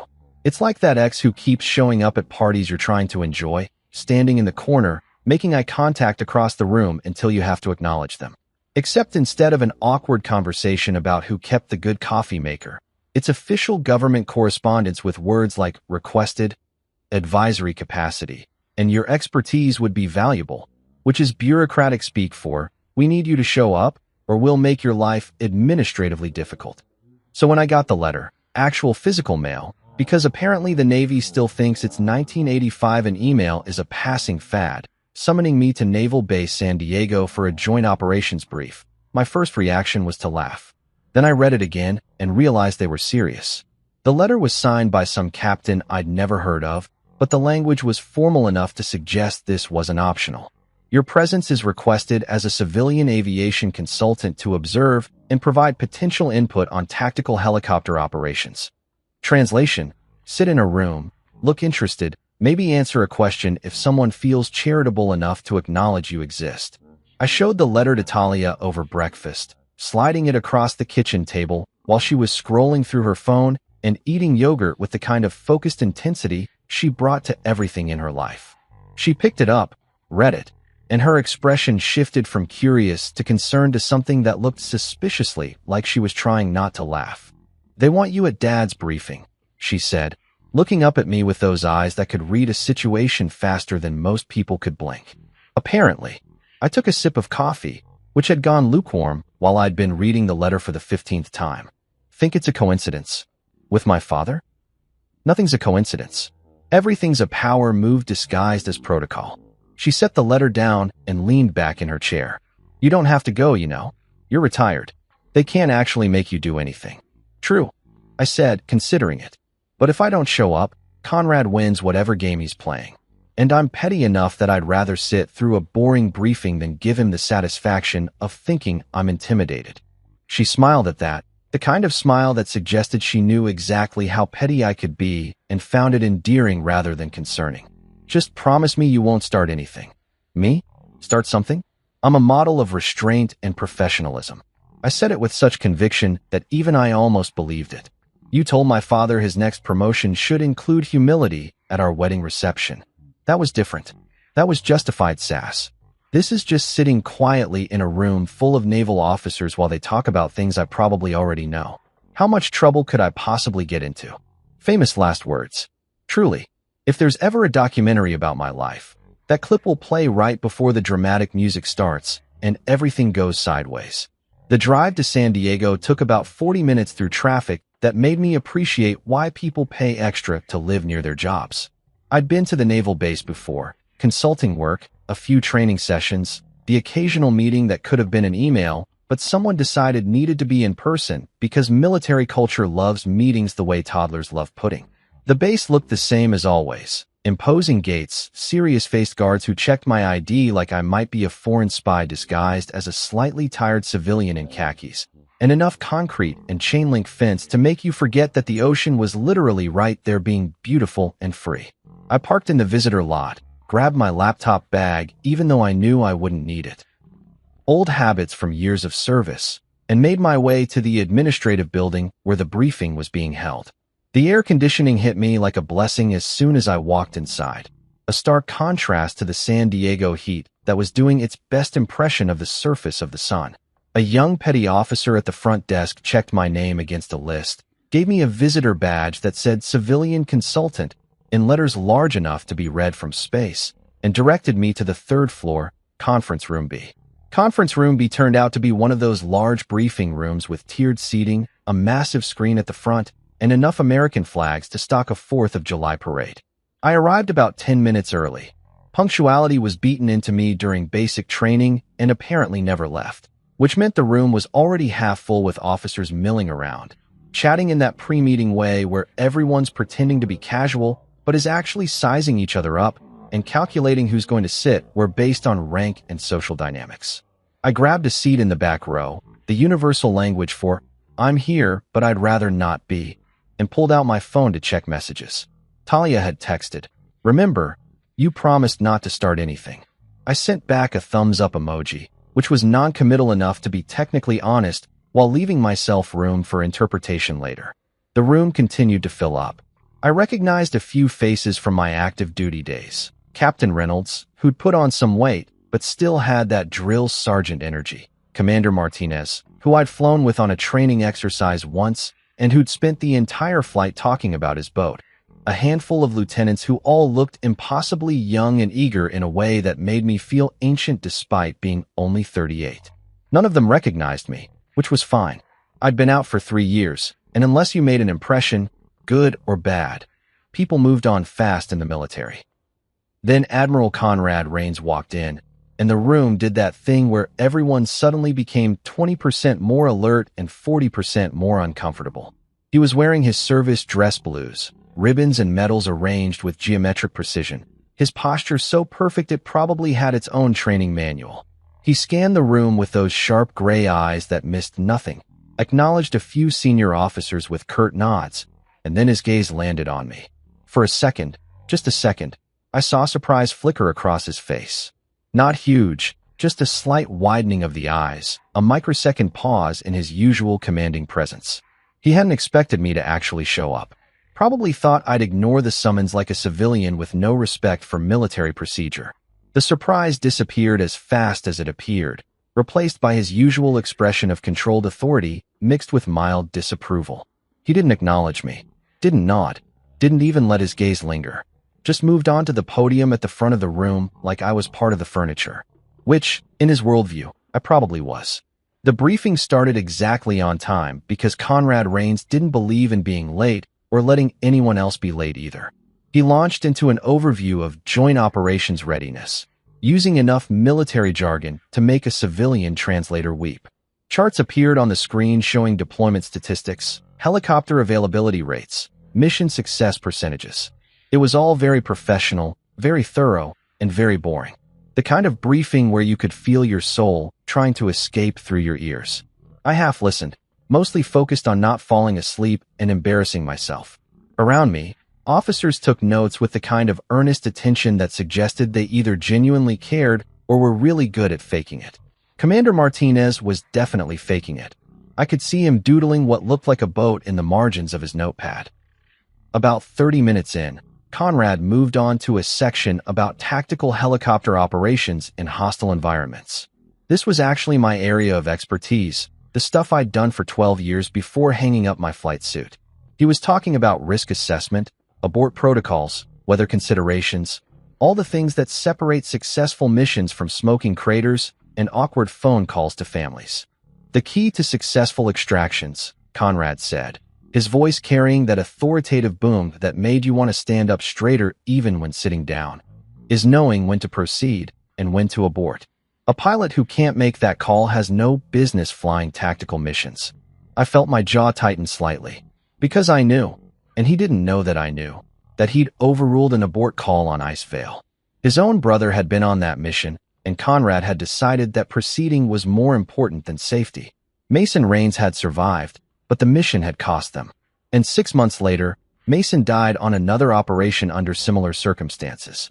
An officer in the front row, young lieutenant, couldn't have been more than 25, raised his hand tentatively. "Sir, what about situations where command overrules a pilot's abort recommendation? How do we balance operational necessity with safety?" The room got quieter. It was a good question, the kind that made everyone uncomfortable because it implied that maybe the chain of command wasn't always right. Conrad's expression didn't change, but I saw his shoulders tense slightly. "A commander makes decisions based on the bigger picture," he said carefully. "Sometimes that means accepting calculated risks. A pilot's perspective is limited to their immediate situation. Command has to consider strategic objectives." It was a politician's answer. Technically correct, but fundamentally avoiding the actual question. The lieutenant nodded and sat back, apparently satisfied or at least smart enough not to push further. I almost said something. Almost. The words were right there, loaded and ready. What about when those calculated risks get people killed? But I didn't, because I'd promised Talia I wouldn't start anything, and also because the timing wasn't right. If I was going to call out Conrad Rains, it needed to be when it would have maximum impact. The briefing continued. More charts, more statistics, more discussion about readiness levels and deployment rotations. Officers asked questions that were either genuinely curious or designed to make themselves look engaged for the Admiral's benefit. Conrad answered each one with practiced efficiency, the kind that came from decades of briefings just like this one. And then, about 45 minutes in, he did something I wasn't expecting. He paused, looked around the room with that expression that suggested he was about to say something he found amusing, and his eyes landed on me again. "Before we move forward," he said, and I felt a cold sense of dread settle in my stomach because I knew. I just knew that whatever was coming next was going to be aimed directly at me. "I think we should properly introduce our civilian observer." He gestured toward me with the kind of casual dismissiveness that was an art form. "Gentlemen, this is Mr. Vaughn, my daughter's husband. He's here to observe and learn how actual naval operations are conducted." The room turned to look at me. 40 faces, most of them neutral, a few curious, one or two with barely concealed smirks because Conrad had just very publicly labeled me as the amateur in the room. The son-in-law who needed to be educated. The civilian who didn't understand real military work. I could have let it go. Could have just nodded politely and let the briefing continue. Could have been the bigger person. But where's the fun in that? I stood up slowly, making sure I had everyone's attention before I spoke. The room was silent, waiting to see how the civilian would respond to being called out by an admiral. "Thank you for the introduction, sir," I said, keeping my voice respectful but not subservient. "Though I should clarify, I'm not here to learn. I'm here because someone in your command thought my expertise in tactical helicopter operations might be valuable for this discussion. I paused, let that sink in. But I appreciate the warm welcome. A few officers shifted uncomfortably. Conrad's expression hardened slightly, his eyes narrowing just a fraction. I could see him recalculating, trying to figure out if I just challenged him or if I was being genuine. Before he could respond, I sat back down, mission accomplished. The tension in the room was palpable. Commander Martinez had stopped doodling his boat. Captain Reynolds was staring at me with an expression somewhere between impressed and horrified. The young lieutenant who'd asked about abort protocols looked like he'd just witnessed something he wasn't sure he should have seen. Conrad cleared his throat, regaining control of the room. "Well then," he said, his voice carrying an edge that could cut steel. "Perhaps Mr. Vaughn can enlighten us with his civilian consulting perspective." It wasn't a request. It was a challenge. And I just walked right into it. This was it. The moment. I could back down, demur politely, say something safe and professional that wouldn't ruffle any feathers. Or I could commit to the chaos and see where it led. Spoiler, I committed to the chaos. Obviously, you know that feeling when you're standing on the edge of a diving board, looking down at water that's either going to be refreshing or painfully cold, and there's a crowd of people watching to see if you're actually going to jump?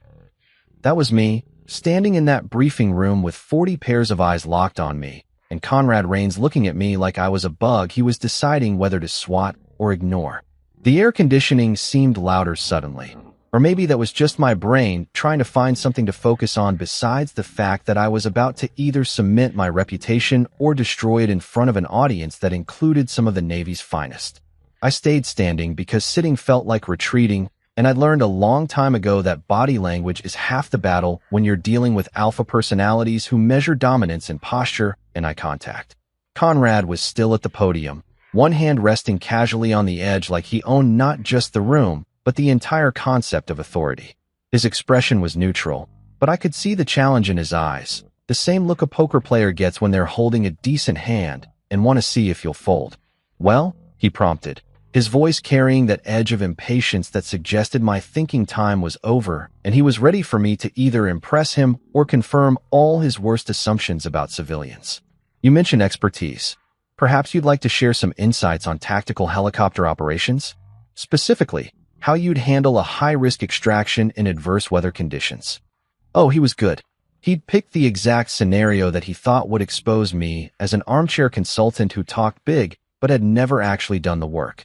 The room was watching with the kind of attention people give to car accidents.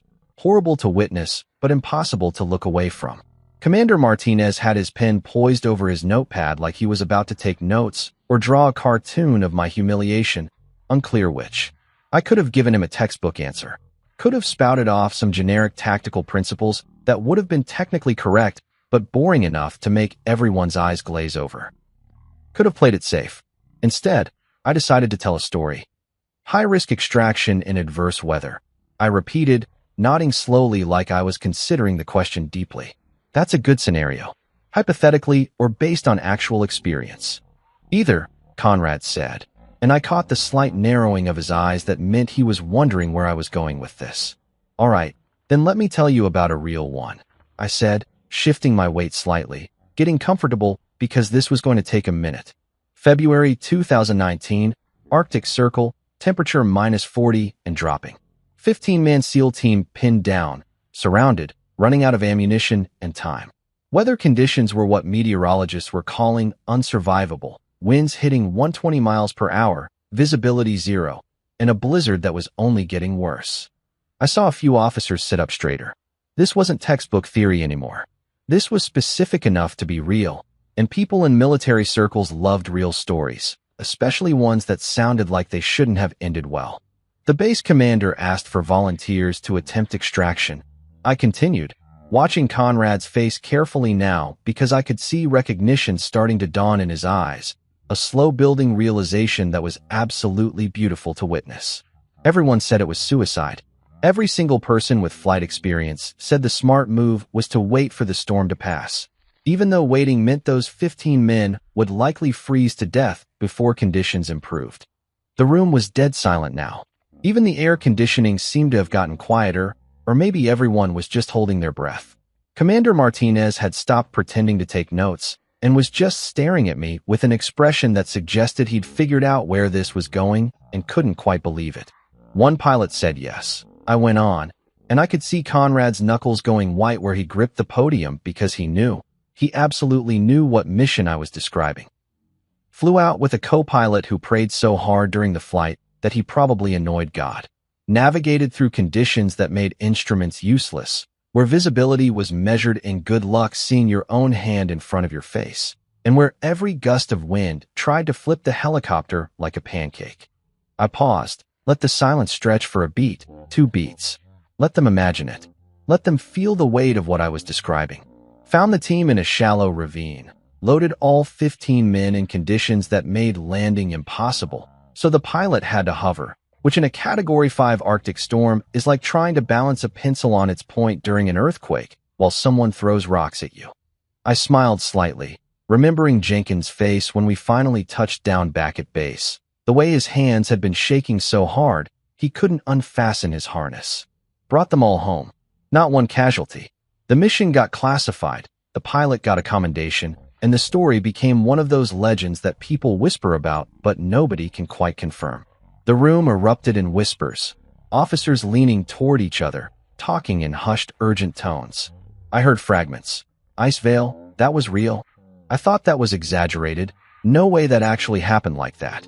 Captain Reynolds was staring at me with his mouth slightly open, like I'd just performed a magic trick he couldn't figure out. Conrad's face had gone through several colors, red, white, now settling on a pale gray that suggested his blood pressure was doing interesting things. His jaw was clenched so tight, I thought he might crack a tooth. "That's a nice story," he said, and his voice had lost some of its authority, replaced by something that sounded suspiciously like barely contained panic. "But it doesn't answer my question about how you'd personally handle." "I just did," I interrupted, "and you could have heard a pin drop in that room." Interrupting an admiral was career suicide if you were active duty, but I was a civilian and technically couldn't be court-martialed for being rude. That was me. I was the pilot on Operation Icevale, the one who flew through the unsurvivable conditions, the one who brought your SEAL team home when everyone else said it couldn't be done. The whispers stopped. Just stopped, like someone had hit a mute button on the entire room. 40 officers, frozen in place, processing what I'd just said. Commander Martinez dropped his pen and it clattered onto the table, the sound impossibly loud in the silence. Conrad opened his mouth, closed it, opened it again. He looked like he was trying to speak, but his brain had forgotten how language worked. A commander in the third row, Hill, I think his name was, Distinguished Service Cross on his uniform, gray hair that suggested he'd been around long enough to know the legends, spoke up in a voice that was equal parts awe and disbelief. "Sir, you're saying you're the Reaper? The pilot from Icevale?" I turned to look at him, nodded once. "That's what they called me. Still do. Technically, though I don't use it much in civilian life because it tends to make people ask questions I can't always answer. But that's..." Hill trailed off, looking between me and Conrad like he was watching a tennis match played with hand grenades. "That's impossible. The Reaper is a legend. Half the people in this room think that mission is exaggerated or didn't happen the way the stories say it did." "It happened exactly the way the stories say," I replied, keeping my voice level and factual. Probably worse, honestly. The stories don't usually mention that the co-pilot bit through his own lip from stress, or that we were flying on fumes by the time we made it back, or that I couldn't move my arms properly for 2 days afterward because of how hard I'd been fighting the controls. Another officer, younger lieutenant in the front row, raised his hand tentatively like he was in school and afraid of getting the answer wrong. "What was your call sign? Your actual call sign?" This was it. The moment. The perfect setup that I couldn't have planned better if I'd tried. I looked directly at Conrad, who was still gripping the podium like it was the only thing keeping him upright, and I smiled. The kind of smile that was friendly on the surface but carried the emotional equivalent of a tactical nuke underneath. "Reaper Zero," I said clearly, letting each syllable land with weight and precision. The silence that followed wasn't just quiet. It was the kind of absolute vacuum of sound that happens when reality walks into a room and kicks everyone's assumptions in the teeth. 40 officers, every single one of them, just froze. Mouths open, pins suspended midair, coffee cups halfway to lips. It was like someone had hit pause on the entire world and forgotten to hit play again. Conrad's face went from pale gray to completely white, the kind of white you see on people who've just realized they've made a catastrophic mistake and there's no way to undo it. His mouth worked silently, trying to form words that wouldn't come. His eyes were wide, pupils dilated with what I can only describe as pure horror mixed with dawning comprehension. Because he knew. Oh, he knew exactly who Reaper Zero was. He'd signed the commendation letter himself. He'd read the mission reports, knew the details, knew that the pilot who'd saved his brother's life, and 14 other men, in those impossible conditions was considered one of the best tactical pilots in modern naval aviation history. And he'd just spent 3 years treating that pilot like furniture. Had called him Princess in front of 40 subordinates not 20 minutes ago. Had mocked his civilian career, dismissed his expertise, and generally acted like I was about as useful as a screen door on a submarine. The realization was spreading through the room like wildfire. I could see it on faces, the way eyes widened and jaws dropped as officers connected the dots between Reaper Zero and the guy the Admiral just insulted. Commander Hill looked like he might pass out. Captain Reynolds had gone completely still, his coffee cup frozen in midair like a statue. The young lieutenant who'd asked about abort protocols had his hand over his mouth, like he was physically trying to prevent himself from saying something that would get him in trouble. Someone's phone buzzed, a text message, probably, and the sound made at least 3 people actually jump. A folder fell off someone's lap and hit the floor with a slap that echoed through the silent room. Still, nobody spoke. Nobody moved. They were all waiting to see what would happen next, like spectators at the world's most awkward sporting event. Conrad finally found his voice, though it came out rough and strained, like he was speaking through broken glass. That was you? Icevale was you? Yes, sir, I said, maintaining perfect military courtesy because now that I'd dropped the bomb, I could afford to be respectful. That was me. February 2019. You ordered the mission despite the abort recommendation from Weather Command. Your SEAL team needed extraction. I brought them home. All 15 of them, including Lieutenant Mason Rains.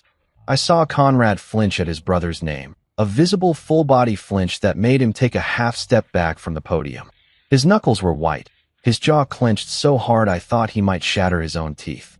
Mason was. He started, then stopped, then tried again. My brother was on that mission. I know, sir. He was second in command. Good man. Kept his team calm during extraction even though he was hypothermic and probably in shock. He shook my hand afterward, told me I'd saved all their lives. I paused, let that hang in the air. He died 6 months later. Different mission. I'm sorry for your loss. The room was still silent, but it was a different kind of silence now. Not shock, but something heavier. Grief, maybe. Recognition of sacrifice. The kind of moment that happens when you're reminded that behind all the ranks and protocols and military efficiency, there are actual human beings with families and histories and losses they carry. Conrad swayed slightly, like someone had physically pushed him. His eyes were unfocused, staring past me at something only he could see. When he spoke again, his voice was barely above a whisper, and everyone had to strain to hear it. You saved my brother's life. Yes, sir. And 14 other men. It's what I was trained to do. He looked at me, really looked at me, for the first time maybe ever. Not as his daughter's civilian husband, not as the furniture in the corner, but as Major Lucas Vaughn, callsign Reaper Zero, the pilot who'd done the impossible and made it look routine. And I called you Princess, he said, and it wasn't a question. It was a statement of fact, delivered with the kind of dawning horror that comes from realizing you've been a complete ass to someone who deserved your respect. I smiled again, that same small pleasant smile that I'd been wearing since this whole beautiful disaster started. Yes, sir, you did. About 20 minutes ago, in fact, right before you asked what my call sign was. The room made a collective sound, not quite a gasp, more like everyone simultaneously inhaling sharply and trying not to make it obvious. It was the auditory equivalent of watching a car crash in slow motion and being unable to look away. And in that moment, standing there with 40 witnesses who would tell this story for years to come, watching an admiral realize he'd just publicly humiliated a decorated pilot who'd saved his own brother's life, I had one crystal clear thought. This was absolutely, completely, worth every awkward family dinner I'd endured. If you've never watched a rumor spread through a military base in real time, let me tell you, it's faster than any internet connection and more efficient than any official communication channel ever invented. By the time lunch rolled around, approximately 3 hours after my little revelation in the briefing room, every single person on Naval Base San Diego had heard some version of the Admiral's son-in-law is actually Reaper Zero, and the Admiral called him Princess in front of 40 officers. And it was the most beautiful disaster anyone has witnessed since Lieutenant Morrison accidentally saluted a statue thinking it was an admiral. I knew this because I couldn't walk 15 feet without someone staring at me like I was either a celebrity or a bomb about to detonate. Officers I'd never met nodded respectfully as I passed. Enlisted personnel whispered to each other and pointed, not subtly, just straight up pointed like I was an attraction at a zoo. One petty officer actually stopped me near the parking lot to ask if I'd sign his notebook, which was both flattering and deeply weird. Sorry, sir. My brother was on a deployment and he heard stories about Icevale. And if you're really the pilot, this would make his entire year, he said, looking embarrassed, but also hopeful in that way young service members have when they meet someone whose reputation precedes them. I signed his notebook because what else was I going to do? Refuse and look like a jerk? The kid was practically vibrating with excitement. I wrote, "Stay safe up there, Reaper Zero," and handed it back, and he looked at it like I'd just given him a winning lottery ticket. Thank you, sir. This is incredible. Wait until I tell my squad. He practically sprinted away, clutching the notebook like it might evaporate if he didn't hold it tight enough. I made it to my car and sat there for a moment, just processing what the hell had just happened. My phone was blowing up with texts. Mostly from Talia, who had apparently heard from 3 different sources what went down in the briefing room. Her messages were a mix of, "What did you do? Everyone is talking about this. My phone won't stop ringing, and Dad won't answer his phone, and his aide says he's unavailable. What does that mean?" I called her because texting felt insufficient for this level of chaos. She answered on the first ring. "Lucas Vaughn, what the actual hell happened?" "I may have introduced myself properly," I said, trying for casual, and landing somewhere around guilty but not sorry. "Properly." Her voice went up an octave. "I've gotten calls from 4 different people, telling me that you announced you were Reaper Zero in the middle of Dad's briefing and that he looked like he was going to pass out." "That's a fairly accurate summary, yes." There was a pause. A long pause. The kind of pause that happens when someone is trying to decide if they're angry or impressed or some combination of both that doesn't have a name yet. "Did he really call you Princess?" "Oh yeah, in front of 40 officers. Asked me what my call sign was. Very condescending tone, clearly expecting me to either not have one or to say something civilian and boring. So I told him." Another pause. Then, unexpectedly, she laughed. Not a small laugh either. A full, genuine, almost crying laugh that went on for a solid 10 seconds. Oh my God, Lucas. Do you have any idea what you've done?" Introduced myself. "You've humiliated a 3-star admiral in front of his entire staff." "He humiliated himself?" I corrected. I just provided context. She was still laughing, that kind of laughter that borders on hysteria. "My dad is never going to recover from this. This is going to follow him for the rest of his career. Do you know how many people have been waiting for something like this to happen? He's been so smug for so long. And now," she broke off into another fit of laughter. "Are you okay?" I asked, genuinely concerned now. "I'm great. This is the best thing that's happened in years. I love you so much right now." She was definitely crying with laughter at this point. I wish I could have seen his face. It was pretty spectacular, I admitted. He went through about 6 different colors. I'm pretty sure his blood pressure hit numbers that medical science didn't think were possible. "I can't believe you actually did it. I told you not to start anything." "I didn't start anything. Your dad asked me a direct question. I answered it. Very politely, I might add. I was a model of military courtesy throughout the entire exchange." "You're impossible," she said, but she was still laughing, so I figured I wasn't in too much trouble. "Okay, I have to go. I have 3 more calls coming in, and one of them is from Mom, which means this has reached peak family drama levels. Come home tonight and tell me everything. Every single detail. I want the full story with all the reactions." "Will do. Love you. Love you too, you beautiful chaos agent." She hung up, and I sat there in my car, air conditioning blasting, watching naval personnel walk by and occasionally glance at my car like they knew who was inside. This was surreal. This was absolutely, completely surreal. My phone buzzed again. A text from an unknown number. Sir, this is Lieutenant Grace Moore, Admiral Rain's aide. The Admiral requests that you remain on base for the afternoon. He'd like to speak with you privately at 1500 hours. His office, Building 12, 3rd floor. I stared at the message. Requests. Sure. When an admiral requests something, what he means is do this or there will be consequences. I texted back, I'll be there. The response came immediately. Thank you, sir. I had 3 hours to kill, so I went to the base commissary and grabbed lunch. A surprisingly decent chicken sandwich and some chips that were definitely stale, but I ate them anyway, because stress eating is a valid coping mechanism. The commissary was packed with the lunch rush, and I swear at least a dozen people recognized me. The conversations would stop mid-sentence when I walked by, then resume in urgent whispers the moment I passed. At one table, I overheard 2 lieutenants talking.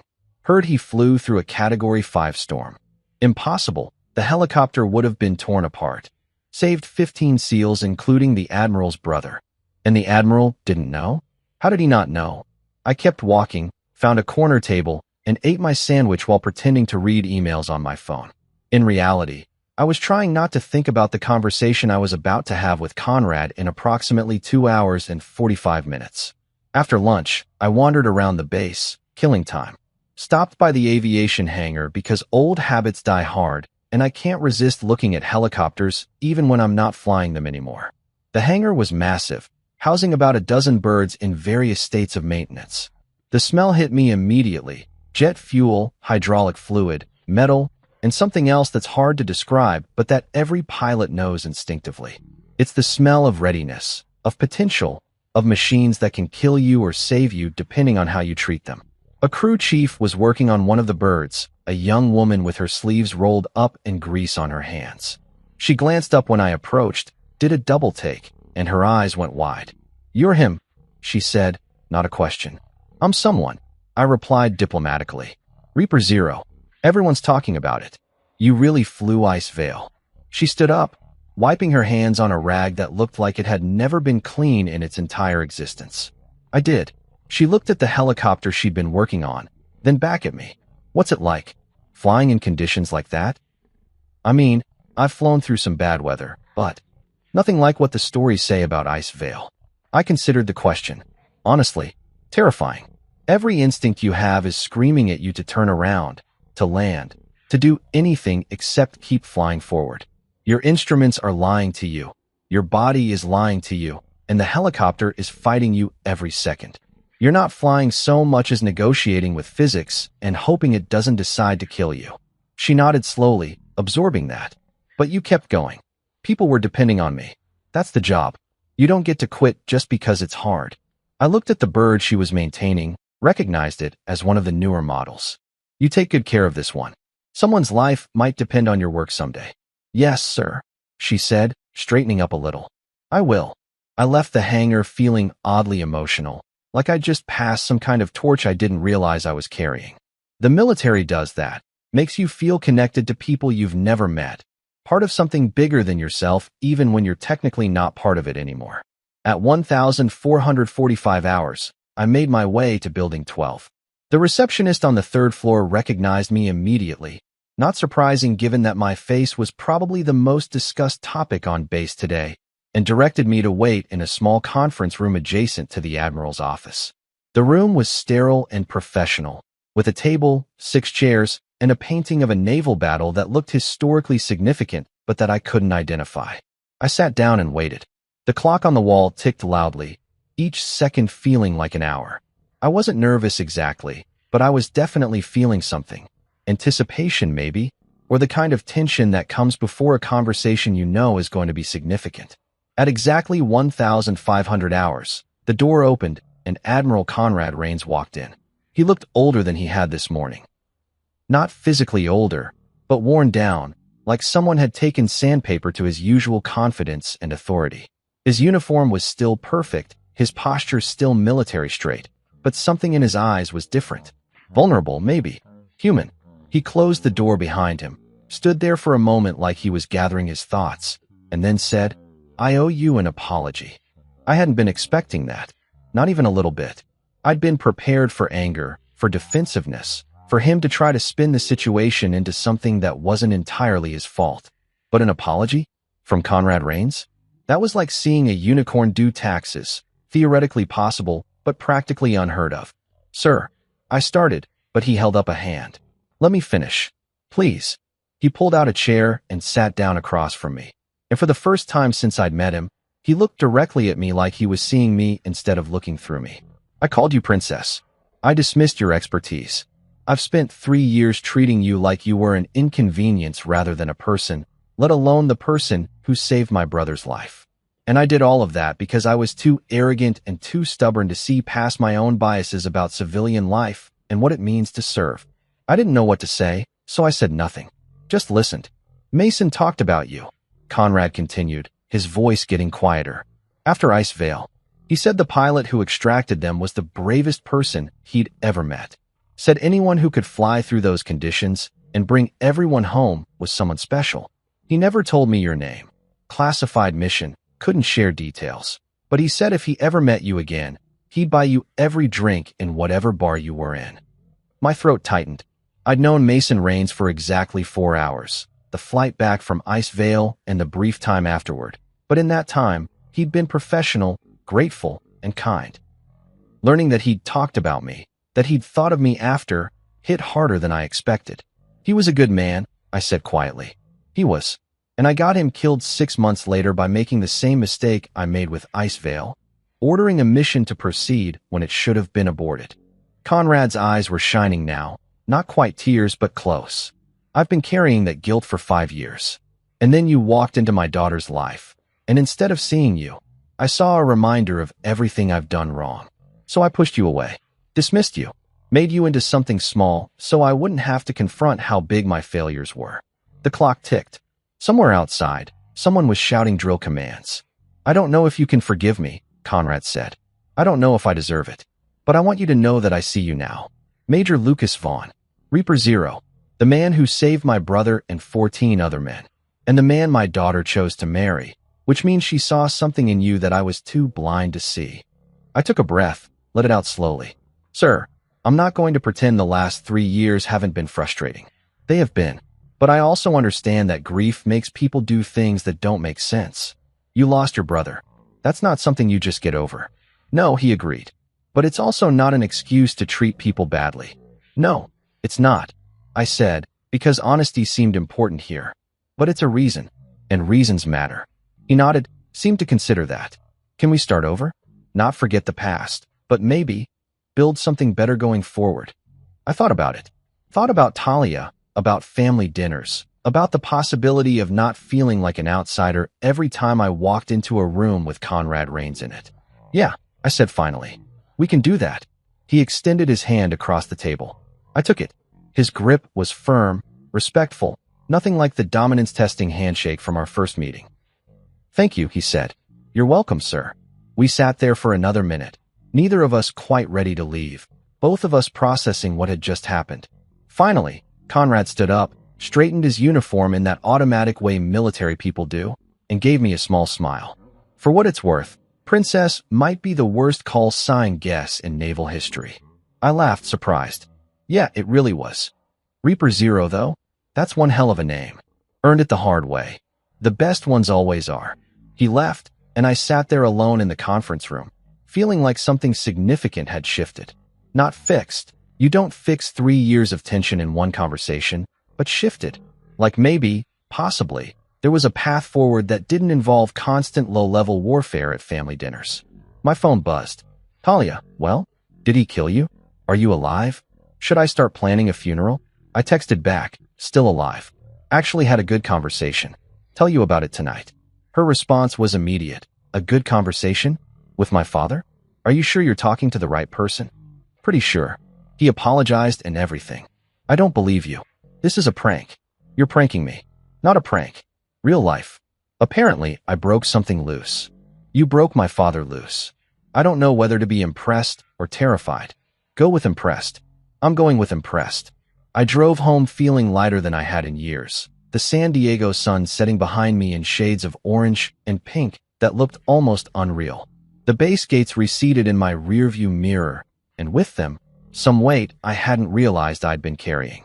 Turned out, sometimes the best thing you can do is tell the truth and let the chips fall where they may, even if those chips are an admiral's ego. That night, curiosity got the better of me.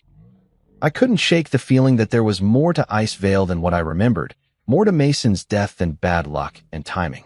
So I did something probably illegal.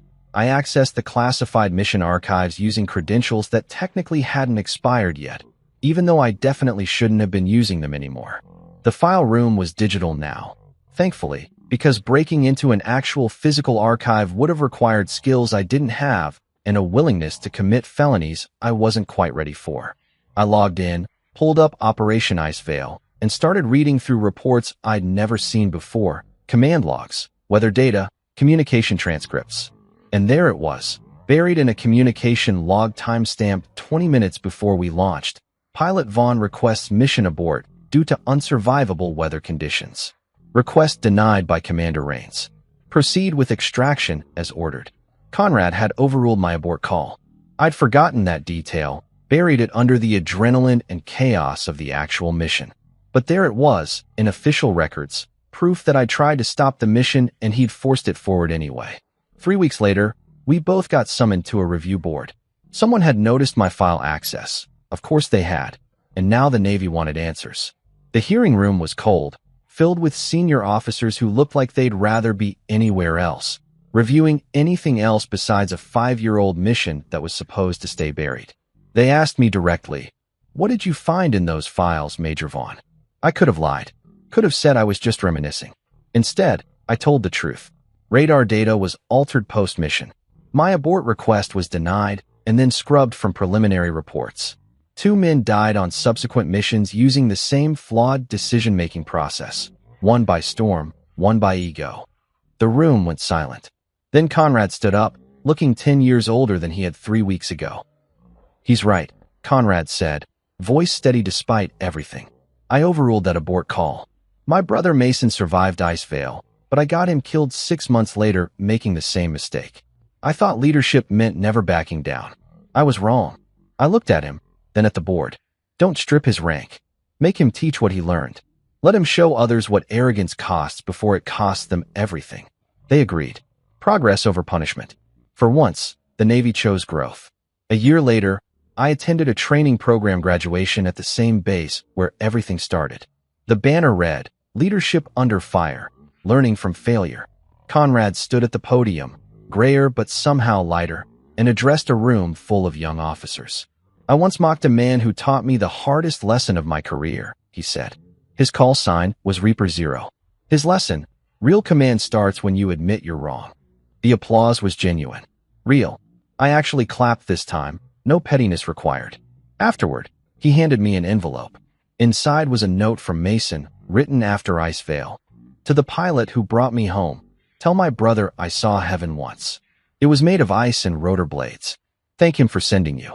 He forgave you first," I said quietly. Conrad nodded, tears in his eyes. "And you?" "Already did. Just wanted to see you work for it a little." We both laughed. Awkward, real, human. Later, the Navy unveiled a new helicopter model, RZ-01, named after me. When they asked for a speech, I simply said, "You call me Princess. Now your fleet's named after me." I'd call that character development. The crowd roared. Above us, the Reaper gleamed gold in the sunset. Finally, the sky felt like home.